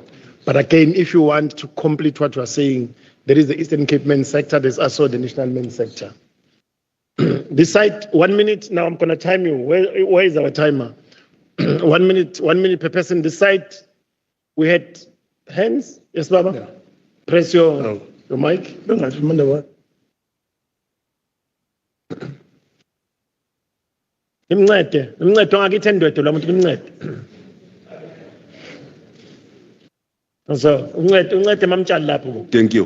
you for this opportunity. No, my take was that there are a few points, highlight points that I think I'm very much interested to emphasize. Not to say other speakers have not say anything about them. Is that what you must acknowledge is that all these issues that we are discussing here actually emanate from ward-based level. That emphasis should be there on ward-based in terms of resource allocation, because that is where these issues are happening. That is where the structures actually need to be strengthened. That's one point. Secondly, from other studies that have been conducted, it has been discovered that one of the causes, I'm saying one of the causes, is the fact why men are angry, is that some of the men, due to this high rate of unemployment in this country, they tend to be hyper intentional. So if you provoke them with whatever weights, they get angry so quickly and respond haphazardly, and then they regret at the end of the day. So what does that mean? It means there's a gap in terms of our multi-sectoral approach. DSD alone cannot actually solve this problem. We also need other relevant departments that deal with economic issues to straighten the question of gaps in terms of entrepreneurship, so as to redeem the dignity of men. Also, there's this thing, many men are unemployed currently. This 350 relief grant were said to be some kind of relief. But if men try to organize themselves, forming cooperative or whatever, they are penalized. Honorable Member, you spoke about unemployment thrice. Yes. Thrice. Okay. So when you speak about unemployment as your first point, you can't speak about it thrice. Okay. You said you have few points to raise, but you are talking only about unemployment. Sure. I'm sorry, Chair. No, Coach. It's fine. Can we get the second one?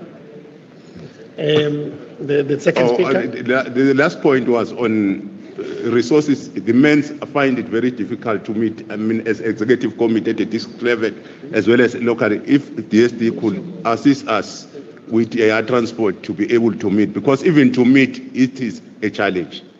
Thank you very much. Thank you very much. Now, my brother, can I see the hands? There were two. 1, 2, 3. 1, 2, 3. Those are the only hands. Can I start here? Then I will ask the students to say one minute thing, and then we close. Bingelele ngibonge ithuba.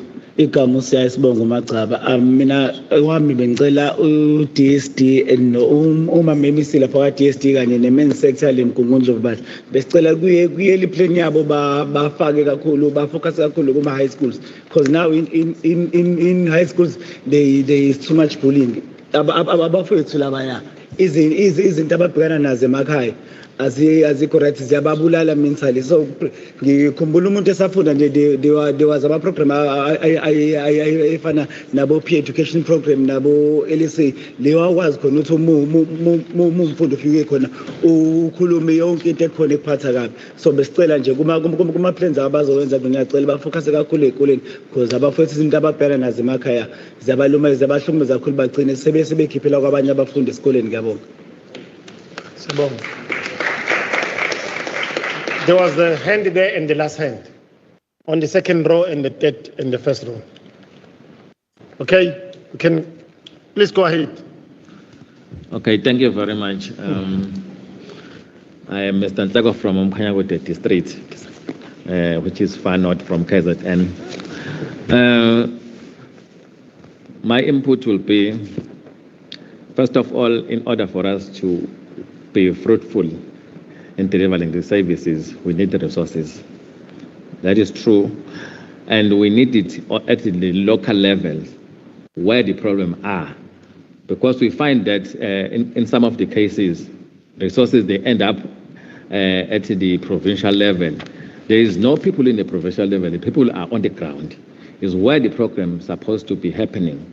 So if the resources can be channeled on the lower level, and then it can be helpful. And then point number two, in order for us to be fruitful in this, we need to encourage boys and men to be part of this solution. Because nothing for us without us. That will promote a healthy masculinity and also will make the men to know that they're supposed to respect the women. Number three, we said there's a lot of absent fathers in our community. So the strategy there, I think if we as a man, we can dedicate ourselves that maybe we take one boy or group of boys in our community and mentor them as the role models. That also can make a good impact in terms of making sure that these boys are having someone who can call the father in the society. Thank you very much. There was a hand there. Okay. The last one, this side. Thank you, Chairperson. All protocol observed. Mine is only the emphasis on the institutional arrangement when it comes to the coordination of men's program. I think it is better if there's a synergy starting from the presidency down to the local government. And because we do have programs and in the institutions, we have women personnel, but we don't have personnel that are dealing specifically with men's issues.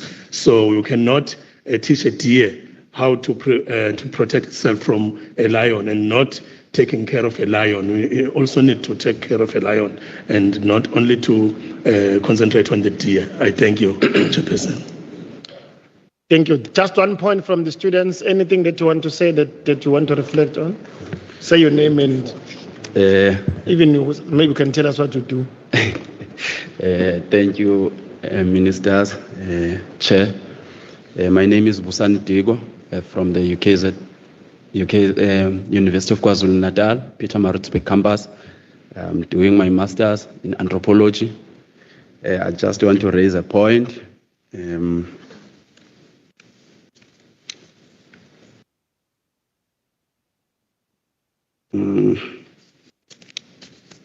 It's forging strong and multi-sectoral comprehensive structures for men and boys.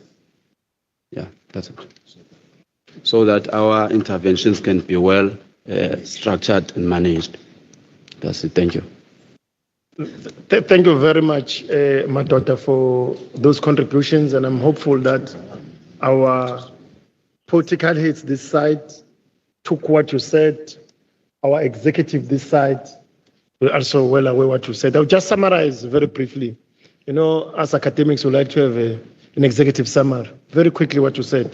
The institutional arrangement came up as a very important issue, Minister, that there should be sync of what women and men are doing. So we need to have a very clear institutional arrangement. This is the point I want to make. It's my point. We are doing very good work, but social media is destroying what we are doing. So as men, we must be champions to make sure that if there are people who are actually against human rights in social media, let's call them to order. There was also a suggestion of making sure that we recognize sector organizations where we operate.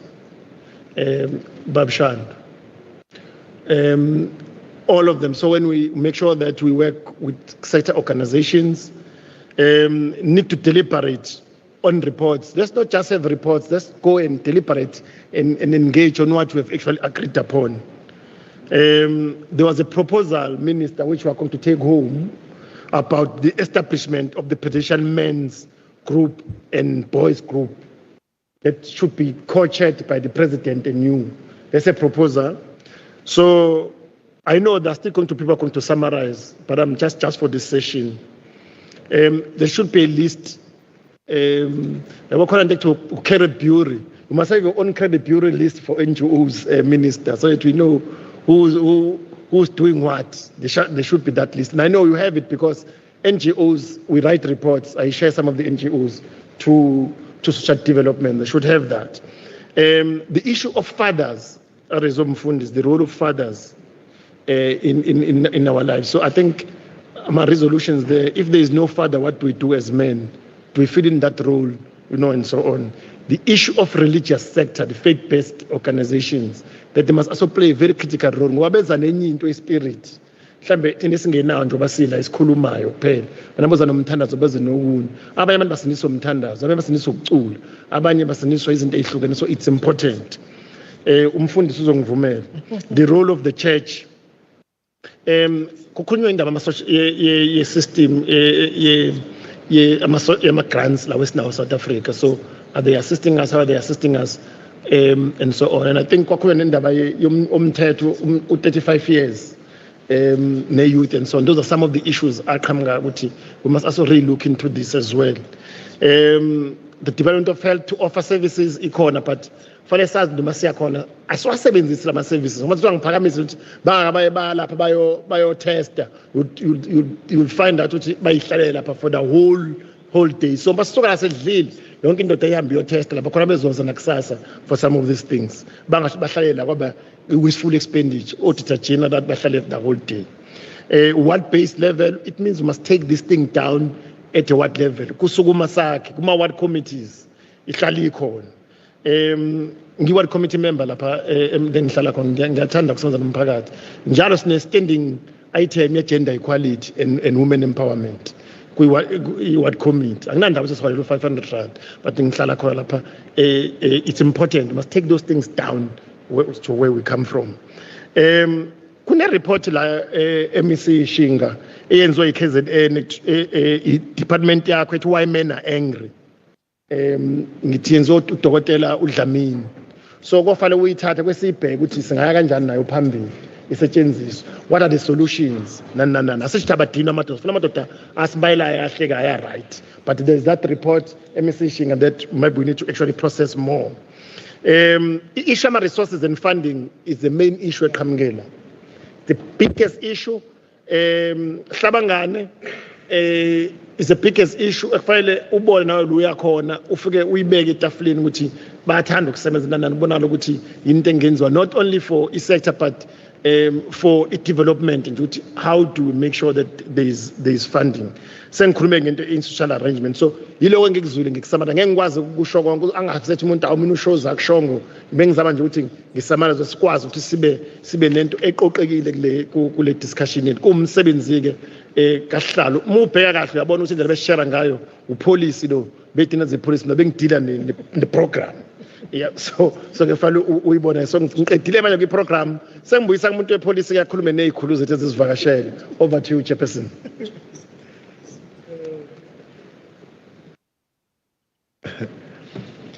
Hayu matata, hayu matata, hayu matata.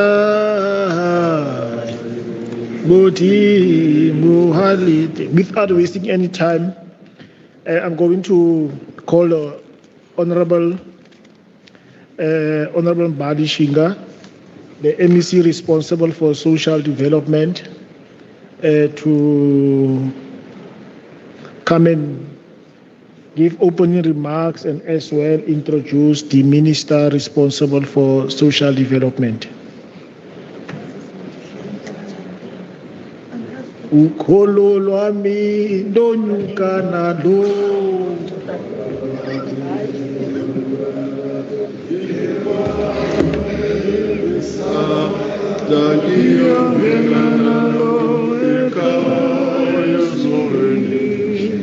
Thank you very much, Chairperson. Ngiyathanda nje ukubingelela our program directors. Ngibingelele umntwana waseNdlunkulu, amakhosi akhona ngaphakathi. Ngicela ukubingelela the Speaker of the KZN Legislature, Miss Nontembeko Nothemba Boyce, uMinister phakathi kwethu lo engizommema ukuthi azokhuluma, Deputy Speaker, leaders, national leaders of USANEC, all important stakeholders. Sesihambileke isikhathi. I'm the kind of a leader who reads the room. So ungacabanga ukuthi bangikhetha ngephutha to lead. I read the room. Ngiwakashinga phela kodwa ke akushinga ngathi nakwashinga isibongo. Ladies and gentlemen, beku fruitful 2 days. Yesterday marked a significant and historic beginning to the Parliament. The first day of deliberations set a powerful tone for the conversations we must have and the actions we must take. It was characterized by frank reflection, robust engagement, and a shared recognition that the social challenges confronting our nation require a deliberate and sustained intervention. Asiditekile sihlalo weKwaZulu-Natal, you keep referring to us. We noted really our role, but we are allowing the conference to do its work, to deliberate and make recommendations. Sesiyohlangana lapho, because it's not for me to respond now. I don't run the department alone. I have my accounting officer, fortunately here, Mr. Kabasiya, ukhona la HOD, uyayizwela naye. So ke masesihlangene ke khona into ezophuma. Mhlonishwa Minister, he is few months in the province. Ngifuna ukuqinisekisa ubaba lo kade ekhuluma ngokukhuleka. HOD has already made the comment ukuthi hayi KZN is a praying province. Because njalo masoqala i-program yethu siyakhuleka what ayike KZN is a praying province. So wonke lama guests ekade ekhuluma lana from ibanjwa eldlule kuya the gentleman from Wepara to Paradise. We work with all those people. Kodwa iqiniso ukuthi it's a fact ukuthi kuningi esikwenzayo, but it's not out there. So ngiyaqinisekisa ke lo ukuthi we are the department that is all over, but as government we are mindful of ama delegations, ama roles wethu ne structure ukuthi kubalekile kahulumeni ukuthi who does what and uhamba afikephi. So one of the inputs today bekuyi issue ye misalignment. Kumele sikubuke lokho kakhulu, because as the Department of Social Development, we do not sit with the responsibility or a function in men's sector. It sits at the office of the Premier. I think kumele lokho sikwenze nje sikuveze kube sobala, but it does not mean akukho esingakwenza. Further engagements angaba khona and we support njengoba nibonile where we can. Ngithanda ke ngingachithanga ke isikhathi ukuthi ngiveze ukuthi today njenge department phakathi kwethu kukhona ke session yethu is further strengthened by the presence of a leader whose work continues to shape the social development agenda of our country. The Honorable Minister of Social Development, Ms. Nokuzola Sisisi Tolashe, leads the sector at a time when South Africa requires bold, empathetic and decisive leadership. Under her guidance, the sector continues to advance social protection, promote gender equality and intensify the fight against gender-based violence and femicide, affirming that social development is central to the future and stability of our democracy. Honorable Minister, your presence at this Men and Boys Parliament sends a clear message that men and boys are not spectators in social transformation, but essential partners in building safer families, stronger communities, and a more caring society. Ladies and gentlemen, it is therefore my pride and confidence that I invite the Honorable Minister of Social Development, Ms. Nokuzola Sisisi Tolashe, to take the platform and lead us forward. Thank you.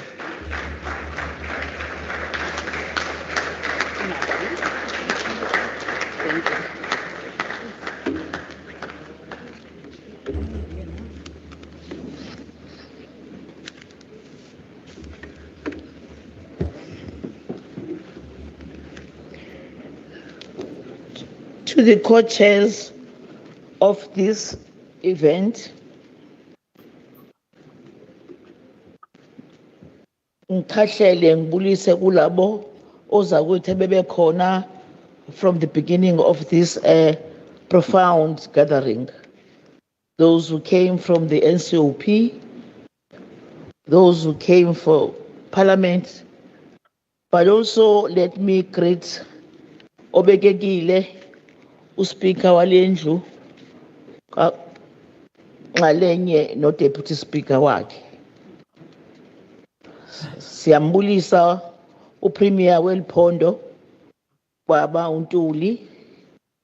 Sibulise namalungu alendlu ebekekile ase KZN, kakhulu labo banikeze responsibility ukuthi bachintshe impilo yabantu balana kuleli phondo elibaluleke kakhulu. Ngibulise kakhulu amakhosi akhona ngaphakathi, abanikazi babantu esabathola bona behleli nabantu exakekeni. Nisithanda ukutsho ukuthi siyabonga ukuthi abakhathalanga ma uhulumeni entandweni insangena baphinde bathatha ugxathu lokuba ingxenye yokuthi abantu njengoba babetshilo babe nempilo engcono kwindawo abahleli kuzo. Angibulisa uzakwethu uMC Shinga nowenze kwalula ngakumina neoffice ukuthi sibe khona ngala. We are saying so because it will be difficult if you have a counterpart in a province that does not seem to understand the program and the mandate of the DST portfolio. We are proud to say, Meshinga, keep up the good work. Your people are waiting for you. We also want to greet the CEO of South African National AIDS Council, Dr. Thembisile Xulu, Chairperson of Senex Civil Society Forum, and patron of Men and Boys Parliament, Ubabso Lindugu nongasekhoyo manje kulomhlangano. Sibulise Program Manager for Gender-Based Violence Response Fund, Dr. Teran Manganye. The National Convener of Men's and Boys Parliament, Professor Mulelo Gyasi. The top 7 yakhe to people who came here as a resource or retired former SANDF chaplain general and patron of Men and Boys Parliament, Brigadier General Monwabisi Jamangile. A chairperson of provincial men's sector forums here present, religious leaders and representatives of civil society organizations, distinguished delegates, fellow South Africans, Sanbonan, Molweni, Dumelang, Abshen Loshani, Ahetu Tobela, honorable chairpersons of this august house, let me start by expressing my gratitude to the Honorable Premier, the leadership of this province, as well as the Speaker, that have been able to allow us to come and host this event in this province, in an area that is called Pietermaritzburg under Msunduzi local municipality. I'm also grateful for the opportunity to address this gathering of men and boys across the length and breadth of our country, united in the sole mission to engage constructively in the national discourse on issues of national interest, including gender-based violence and femicide, toxic masculinity, men's health, and social cohesion. As we gather here today, our country confronts a crisis of epidemic proportions. Gender-based violence and femicide rates in South Africa are 5 times higher than the global average. It is not acceptable that in today's society, over half of women in South Africa have reported having experienced gender-based violence, with 33% of women aged 18 years and older reported having experienced physical violence in their lifetime. These figures must shame us all, because tackling this epidemic is everyone's business. We cannot accept gender-based violence simply as a fact of life for women and girls that goes back generations. We must all stand together to root out gender-based violence from homes, streets, neighborhoods, schools, universities, and workplaces across South Africa.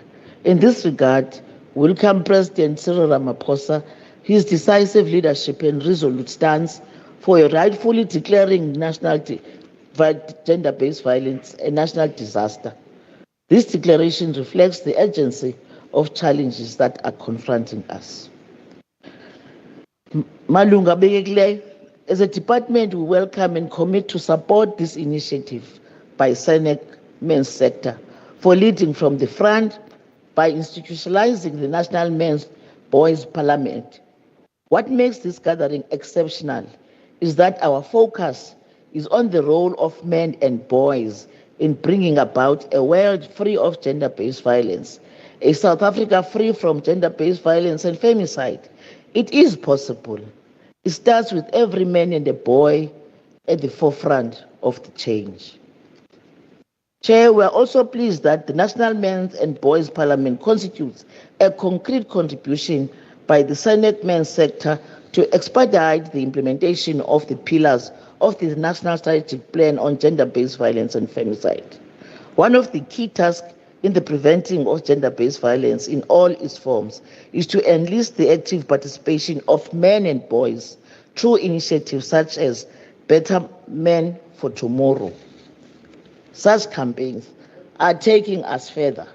If we are to achieve the ambitious goals of this campaign, we must all take a stand and challenge the toxic culture of masculinity and misogyny.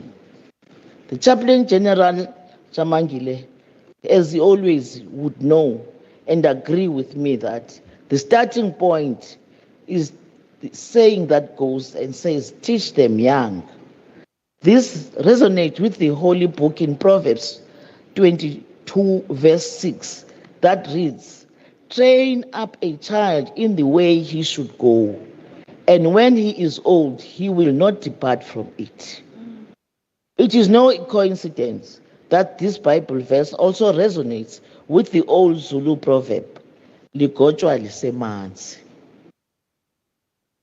To achieve this, we need to shift from an intervention mindset, trying to shift young men's conception of masculinity after they have already been informed, to a prevention mindset in which we help boys develop healthier ideas about gender from a young age.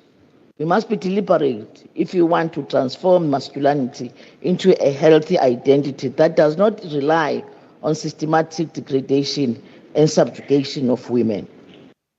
We need to teach boys that being strong includes being able to embrace their own vulnerability emotions, and that women and girls are not trophies. It has been proven beyond reasonable doubt that women and girls are not inherently inferior to men and boys in any way. Toxic masculinity puts pressure on boys to be tough and emotionless. These societal ideas of what it means to be a man are extremely harmful, not only to boys, but to our society as a whole. Honorable Chairperson, members of this important organization, we are listening to yourselves today, giving us guidance on what needs to be done.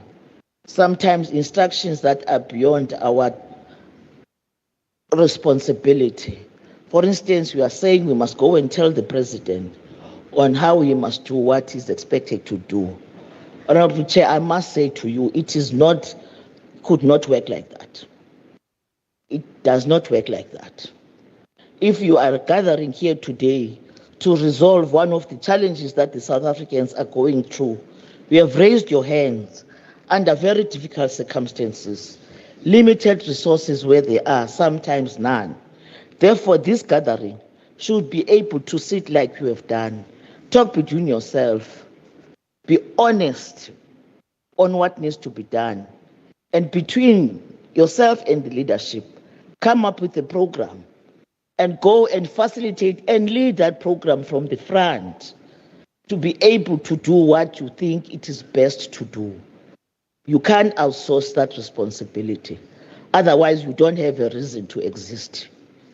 If you still give it to us as government to do all the brilliant ideas that you have been talking about here, I guess you might not have done anything.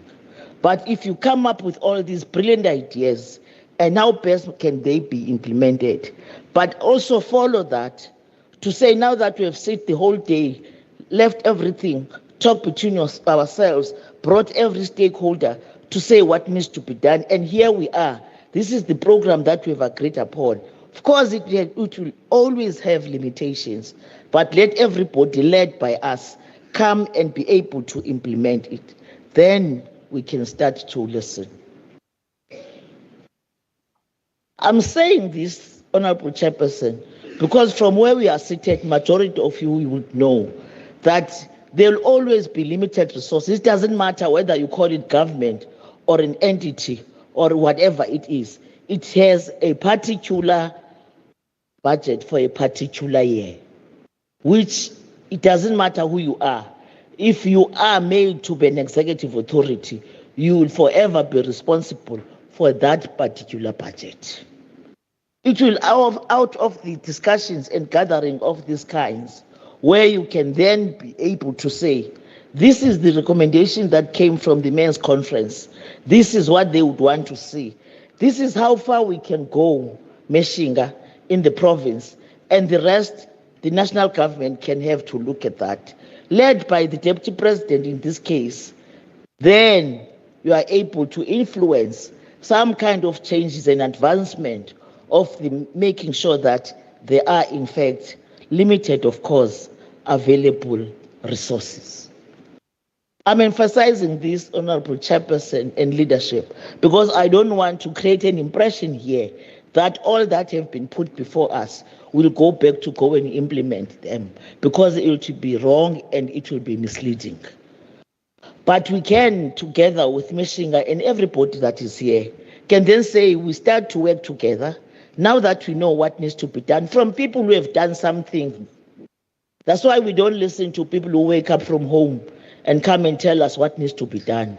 We don't listen to such who gives us stacks and stacks of proposal and the amount of money that you must pay.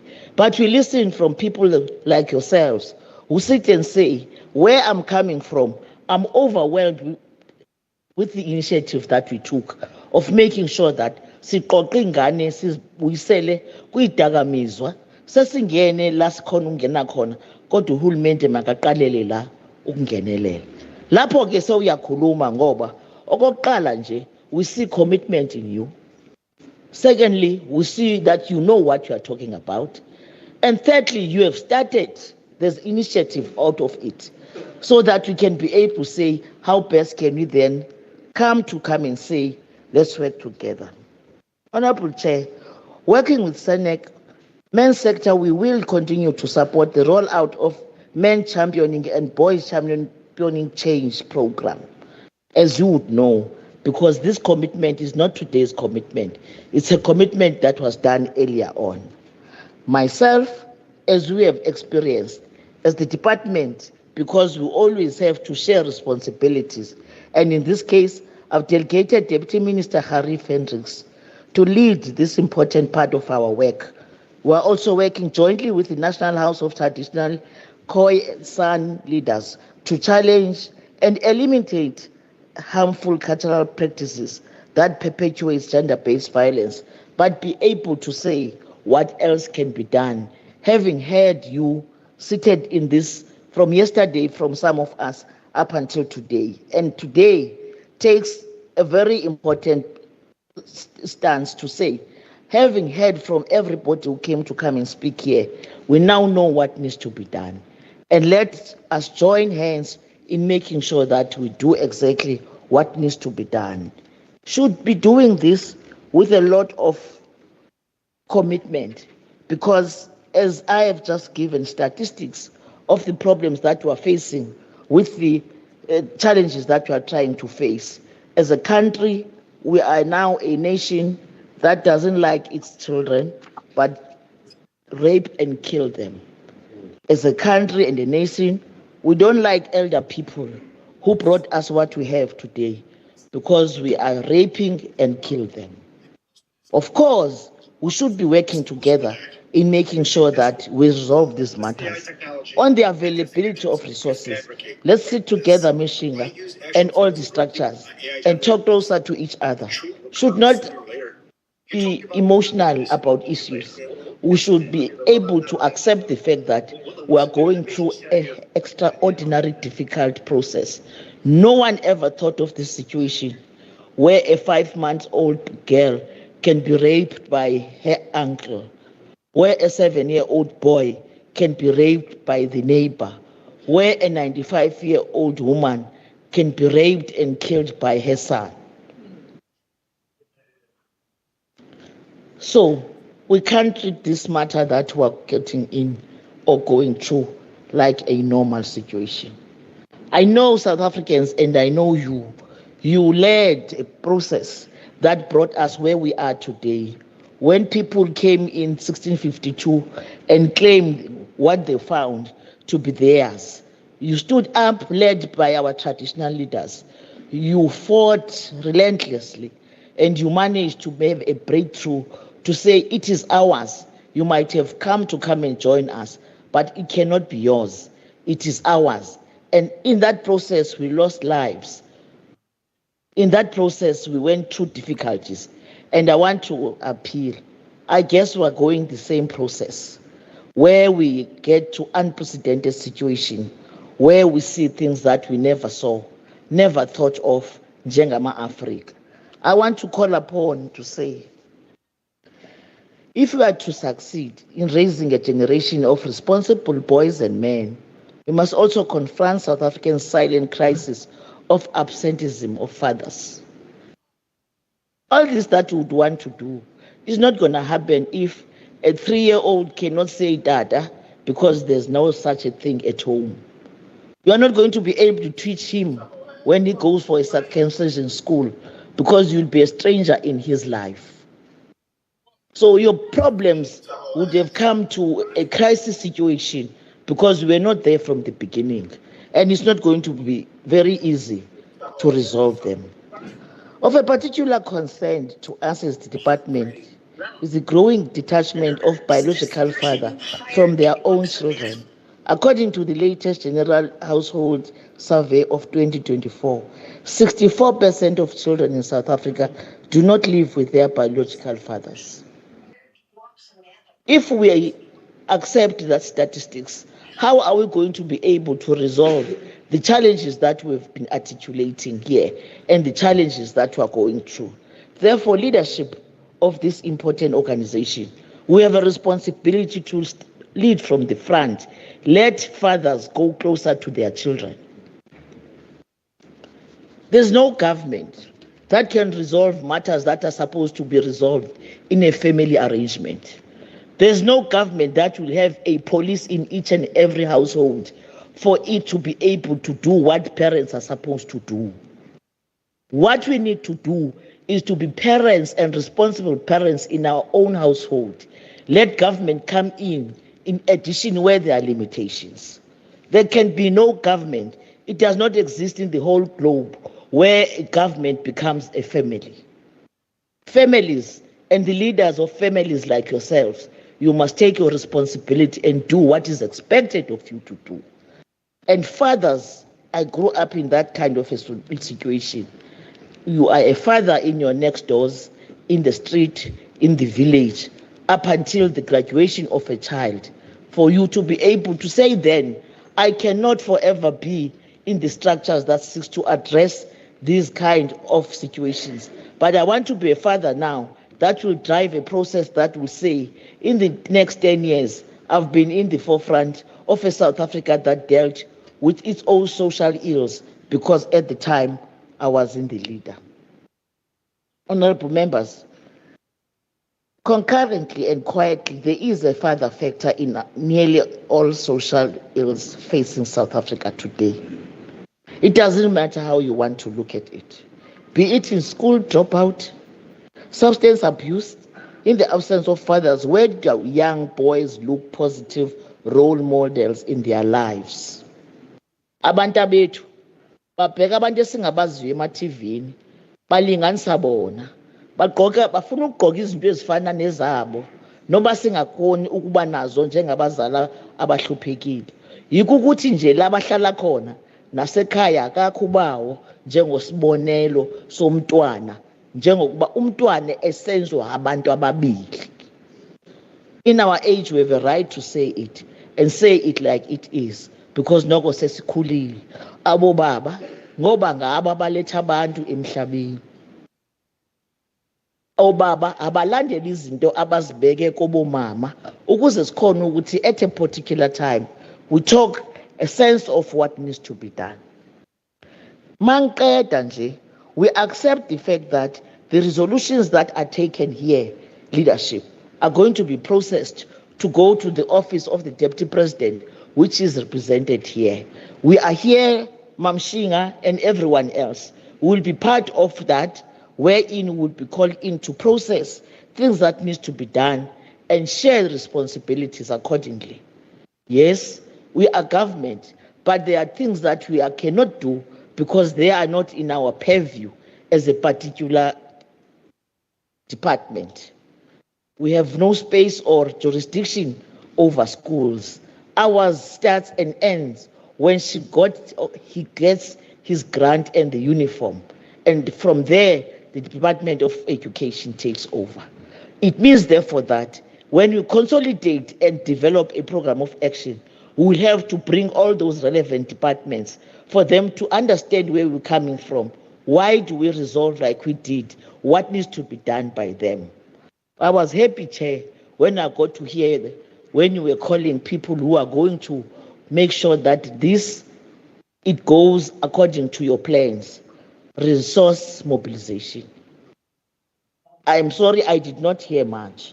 I guess I'll be part of your Lekgotla when you sit in processing these resolutions, so that we can get to hear more on who are these people who are quite strategic in the implementation of your dream, and now what we have brought to be a living program.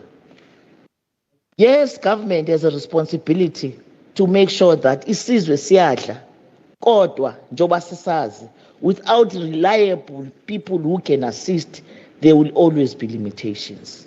Therefore, we must, within a very short space of time, make sure that we gather as this very strategic leadership in processing and put time frames on what needs to be done and when, so that in the next gathering of this kind, we are not just listening from provinces on what they've achieved. We also give them feedback on what they've raised in this conference and what did we as the leadership did in the implementation of their cries and their prayers. This is how leadership should operate. So we want to say and suggest that your Lekgotla, Mfundisi, myself and Mamshinga, we are equal the task. We'll make sure that Liaqhubeka, because that outcome of Lekgotla that will process all the resolutions that we have already taken, working with the Office of the President, will be able to process them. And we will be able to say what is possible when and what is not possible. Because this cannot be like a political matter. This is life and death because it talks to our nation. It also talks to our future. As I conclude, I take this opportunity to thank in absentia the Deputy President of the Republic of South Africa, Utata Paul Mashatile, for leading and uniting men from all walks of life across South Africa to take a stand in the nationwide Men's Pledge Against Gender-Based Violence campaign. He did that without anyone who might have influenced him. I look forward to receiving the report of this men's boys parliament in the coming days and to continue working with SANEC men's sector in the implementation of your key decision and recommendation of this engagement. And that will have time frame. Thank you very much. Ngiyabonga kakhulu.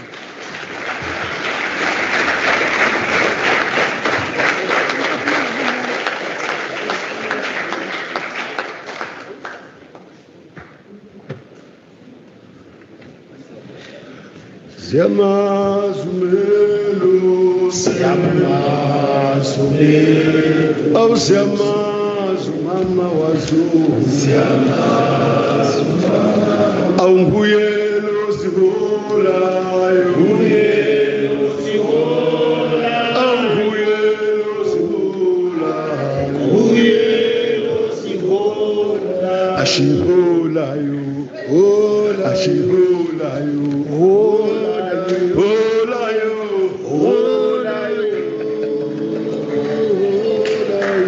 Sure, Chair.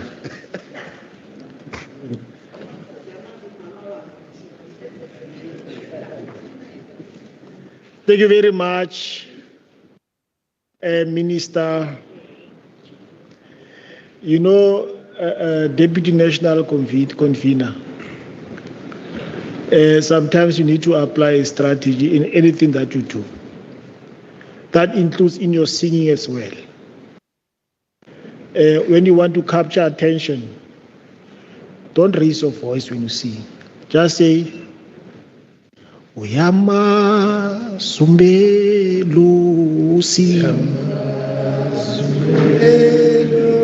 Siyama Subabawa, Siyama Subabawa, Oh Kuye, Bondi Holayo.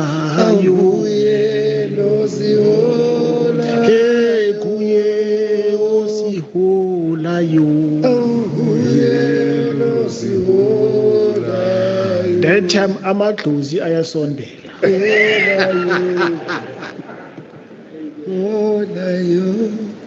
Amadlozi aza slowly kuye amadlozi.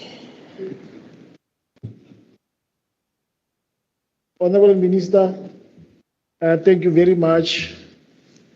Be assured the resolutions are going to reach your table very soon, because we don't waste time.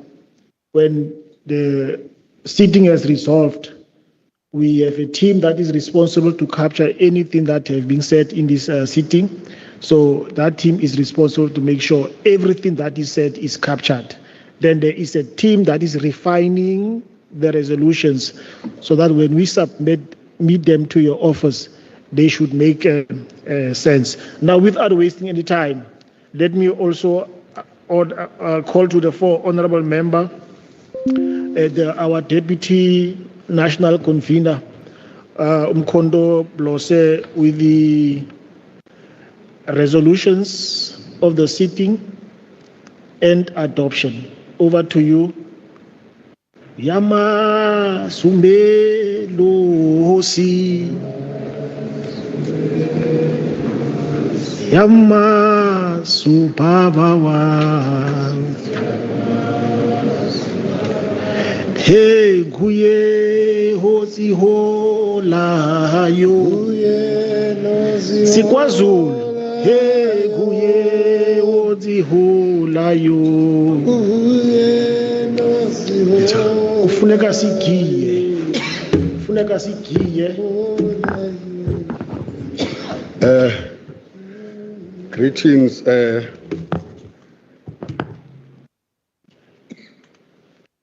Speaker or Chair of the Day, Ntate Piu. Protocol is observed, but let me greet the present Speaker of the KZN Legislature, as well as the Deputy Speaker, and also greet the Minister of Social Development, Honorable Minister Menok Zolatolashe. Also greet Deputy Minister Sehambile, amakhosi akhona phakathi kwethu. The last but not the least, let me greet MEC wa Social Development,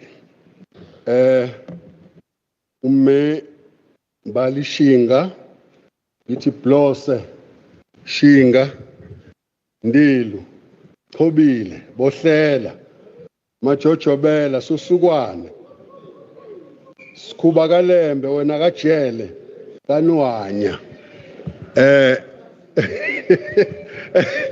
Ya njengoba ngisho nje ukuthi oshinga ublose so umuntu usekhaya la kwa DSD eKZN siyabonga kakhulu. Colleagues, I'm going to be very short in the interest of time. Indoda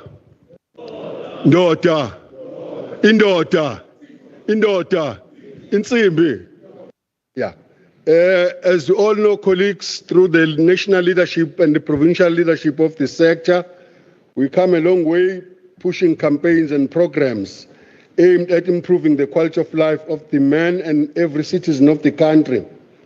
Our Bible, just as a reminder, the guiding document is the National Strategic Plan 2023 to 2028. Our current campaign is a better man for tomorrow. So these are the guiding principles of our interventions and activities.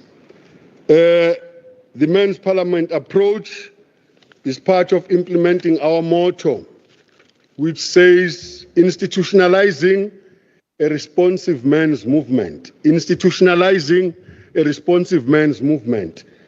We have had a resounding boys' parliament yesterday. As we say, this is the fifth men's parliament. The first one was highly successful up until the fifth one. In our interventions and endeavors, we recognize the efforts to address challenges facing men and boys. The sector is working in partnership with all stakeholders and especially government departments to coordinate intervention through the Boys and Men Championing Change program. I'm just here to read through the resolutions of this parliament, hoping that people who are here would be familiar with the content and substance of what I'm going to read out. Obviously, we will have to adopt and develop our working document. However, the presentation will be a shortened version of the resolutions because time does not permit us to go into discussions, rationale and so forth. We just need to zoom into the resolution straight so that we save time. I would like to say resolution number 1, that was a transversal resolution cutting across, was a resolution talking to resource mobilization to enhance the work that is done by the men's sector, nationally, provincially, districts and locally. Issue of resource mobilization is our cutting across a challenge which we need to attend to, be assisted by departments, SANAC and other critical role players. So we agree that resource mobilization is paramount in the list of our resolutions. The next resolution was the resolution that was tabled referring to the Presidential Working Group for the men and boys to be chaired by the Presidency and co-chaired by the Minister for Social Development. That was another critical resolution, which actually aligns with our mandate of institutionalizing a responsive men's movement. We need that kind of a recognition chaired by the powers that be of our government. The next resolution related to the issue of cultivating a culture where fathers and community men see it as their responsibility to mentor not only their own sons, but also other boys in the neighborhoods who lack guidance, teaching them the principle of healthy masculinity, emotional intelligence, and non-violent conflict resolution. As the saying goes, it takes a village to raise a child.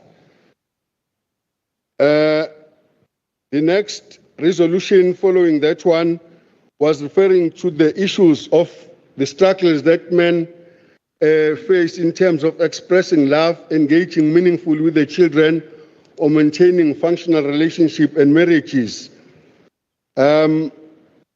This often stems from the lack of positive modeling in their own upbringing, as men did not witness healthy and emotional environment. They find themselves struggling to guide their own children, having been not guided themselves. So fathers are encouraged to build bonds based on trust and open communication with their sons, rather than authority and fear. A boy child's first role model is his father. Moving forward, fathers must lead by example. It's another resolution. Fathers must lead by example and be present in their children's life. We cannot be expected to become better men.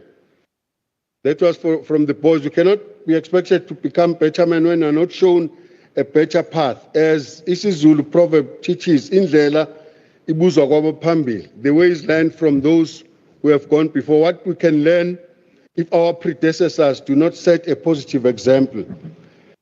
The last resolution, the one before the last, the last but one, we must encourage open conversations about emotions, mental health, relationships, roles, values, and integrity. By doing so, we can guide boys to become men who lead with kindness and principle. There were the recent one that were tabled, the issue of all DSD-funded entities should be listed in the DSD website for transparency and accountability. If we're talking issues of resource mobilization, the host or the housing department, there is always an understanding from the SANAC point of view that DSD is a department that houses the men's sector. But I did hear the MEC for KZN DSD saying that it is the OTP that is actually the custodian of the men's program and men's developmental program, which is correct because within the OTP, we have the provincial gender machinery and the Office of the Status of Women, the offices that are responsible for championing the men's sector activities. So we need to find a balance between the two. If the provincial leadership will meet with the DSD and clarify those roles moving forward. The last resolution, the government must actively promote mentorship programs that strategically engage young adults and university students as role models for adolescents and boys. So this comes from the master student that are with us, saying that the government must promote a mentorship program that will engage young adult and university students and as role models for adolescent boys. I think members of parliament in the House, these are the resolutions as tabled by this sitting with the whole Pugu.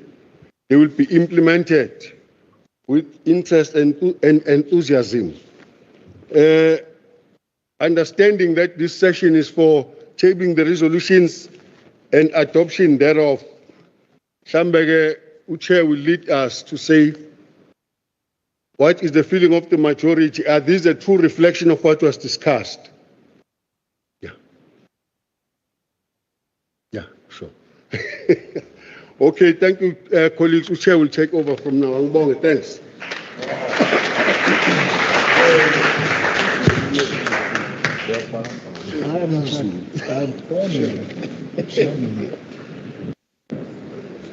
Thank you very much, DC, National Deputy Convener with resolutions. Any additions, Honorable Member Mabalani?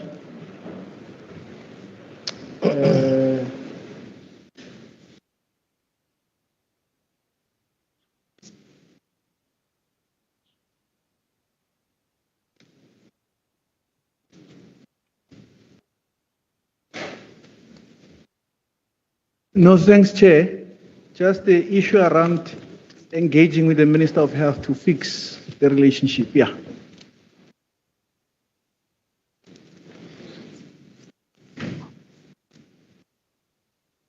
The addition, the conversation with the Minister of Health as part of the resolution. Any additions? Last one addition. Mama.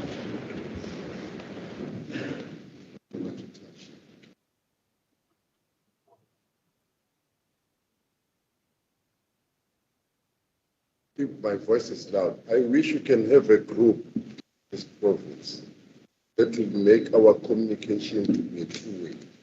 That's the only one that I have. Thank you. Thank you very much. Those are the only two additions. Any mover for the adoption? Communications in the province. Yeah, in the province.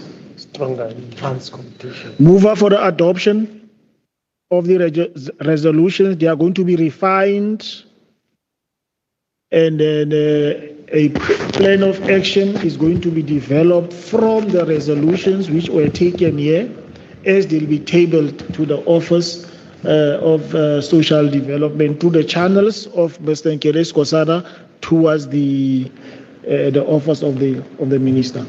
Any mover for the adoption? Chairperson, I'm Mike Blosser, the Deputy Chairperson of KZN Men's Sector. I move for the adoption of the resolution. Thank you. Thank you very much. A different province, not the same province, my second, but a different province. Any seconder at the back? Oh, sorry. Thanks, Chair. Yes, seconded. The resolutions of the 5th National Parliament are duly adopted. Can we clap?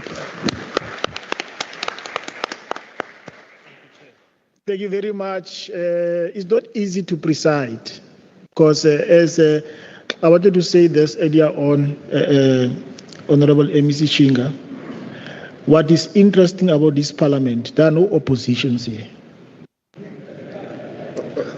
Because the enemy is one. The enemy is social ills. And all of us here, we want to address the social ills.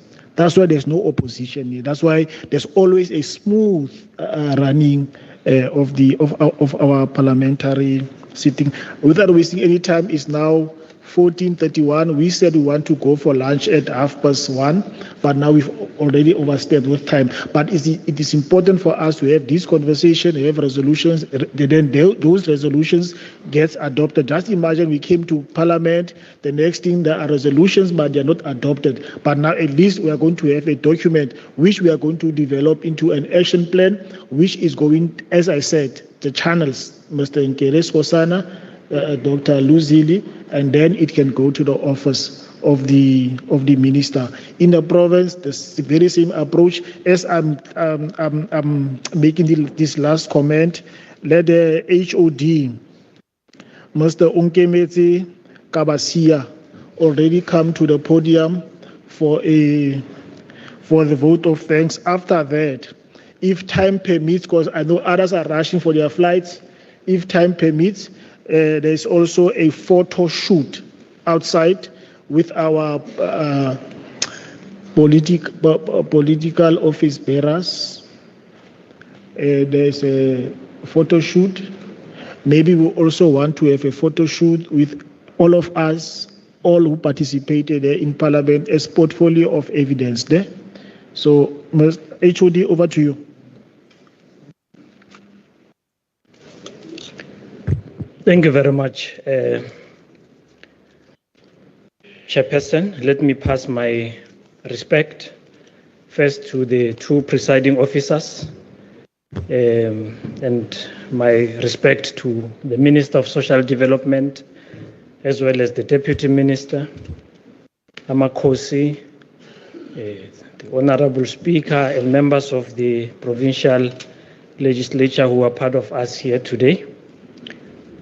On behalf of the KwaZulu-Natal Department of Social Development, and certainly on behalf of the people of KwaZulu-Natal, I would like to thank all who came from the length and the breadth of our country to affirm and reaffirm that men and boys play a crucial and critical role, a proactive role in shaping a better, more equitable future for all the people of South Africa, and that men are serving as an essential ally in achieving gender justice as well as driving positive social change. We really appreciate the contribution that has been made here today. And to this extent, allow me, ladies and gentlemen, to pass our gratitude to Ntate Nkailang, as well as Dr. Shozi, who have led the program this morning. We also pay our tribute to the provincial chairpersons' reports that were given from all the 9 provinces. We also pay our respect to the SANAC men's sector, who made a valuable contribution today in making sure that this session becomes a success. We also want to pay our respect and tribute to the National Department of Social Development, led by the DG and the DDGs, as well as colleagues who are part and parcel of this program. We appreciate the contribution and the leadership provided by the department in this regard, under the leadership of the Honorable Minister, as well as the Deputy Minister. Thank you very much for that. Allow me, ladies and gentlemen, to further appreciate the motivational talks given by the two colleagues who have all gone through the challenges of crime and substance abuse. It is messages such as yours that keeps us on our toes, that we should prevent young people from engaging in crime as well as substance abuse as we continue to grow our country. Let me also pay tribute and gratitude to the SANEC Civil Society Forum that has participated in the program today. And as I move towards the end, let me pay my respect to the Honorable MEC for Social Development in KwaZulu-Natal, MEC Mbalishinga, the host MEC, but also to appreciate the fact that the MEC did agree that the Department of Social Development in KwaZulu-Natal must not just attend this parliament, but must also avail resources that made sure that participants of the forum are transported from across the province, but they are also provided with accommodation so that they can fully participate in this parliament. We also want to thank officials of the department who transported a participant of this parliament, and we are hoping that you will make sure that they are also driven back home safely and they are all accounted for. And we thank you very much to the colleagues from the Department of Social Development. May I then lastly, Honorable Chair, also appreciate the Speaker of the Provincial Legislature as well as the Deputy Speaker, who have afforded us the opportunity to use their house. And we really appreciate the courtesy that has been demonstrated by the Provincial Legislature. We also would like to pay our respect to the Secretariat of this Parliament, and we are hoping that the records will be preserved for future use, as it has already been highlighted by the Men's Forum itself. Lastly, we pay gratitude to all men across the length and the breadth of our country. All men who have chosen to be good men, to be good fathers, to be good brothers, to be good boyfriends, and men who have chosen to join the fight for that goodness of men. We really appreciate that. Ndolebuha, Enkosi, Sabulela, Realebuha. Thank you. Baya Danki, Inkom. Thank you very much, Chairperson.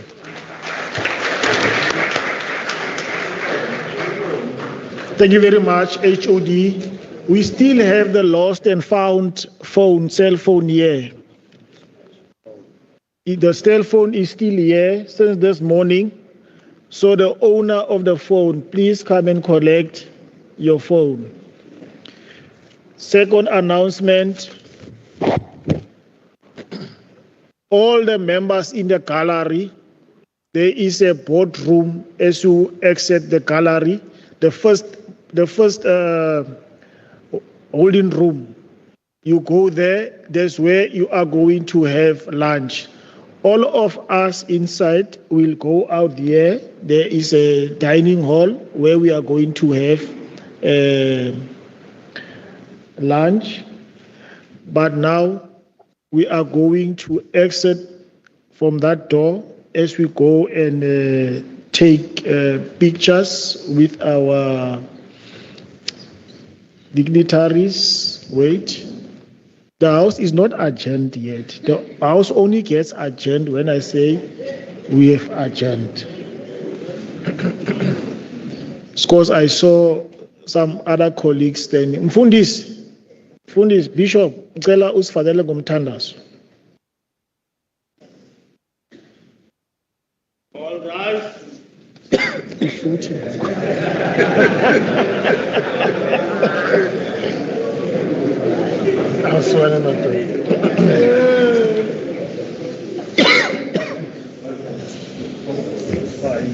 Ngiyabonga, ngicela sigebisene amakhanda. Baba wethu oyingcwele, Yesu wenkosi yethu uJesu Kristu. Ngomusa wakho nothando lwakho ukhulu bakho Nkosi umile njalo ingonaphakade. Baba siyalibonga usuku lanamhlanje kuko konke sikwenzile sikuzwile sikubonile. Siphe Nkosi ukuhlakanipha nokubambisana ukuba sikwazi ukubonisana nokulalelana nokuthobelana nokwenza kwenzeke kuko konke ngesikhathi zonke zokuphila kwethu. Sesizawuphuma moya engcwele Jehova baba siye emakhaya abashayelayo ngezinqola zomlilo Jehova makube khona ukucophelela nokuvikeleka. Busise moya engcwele ukudla sokudla nemzimba akuzangena kuyo ukuba kwenza umehluko manje naphakade. Amen. Amen. The honorable members, can we have order?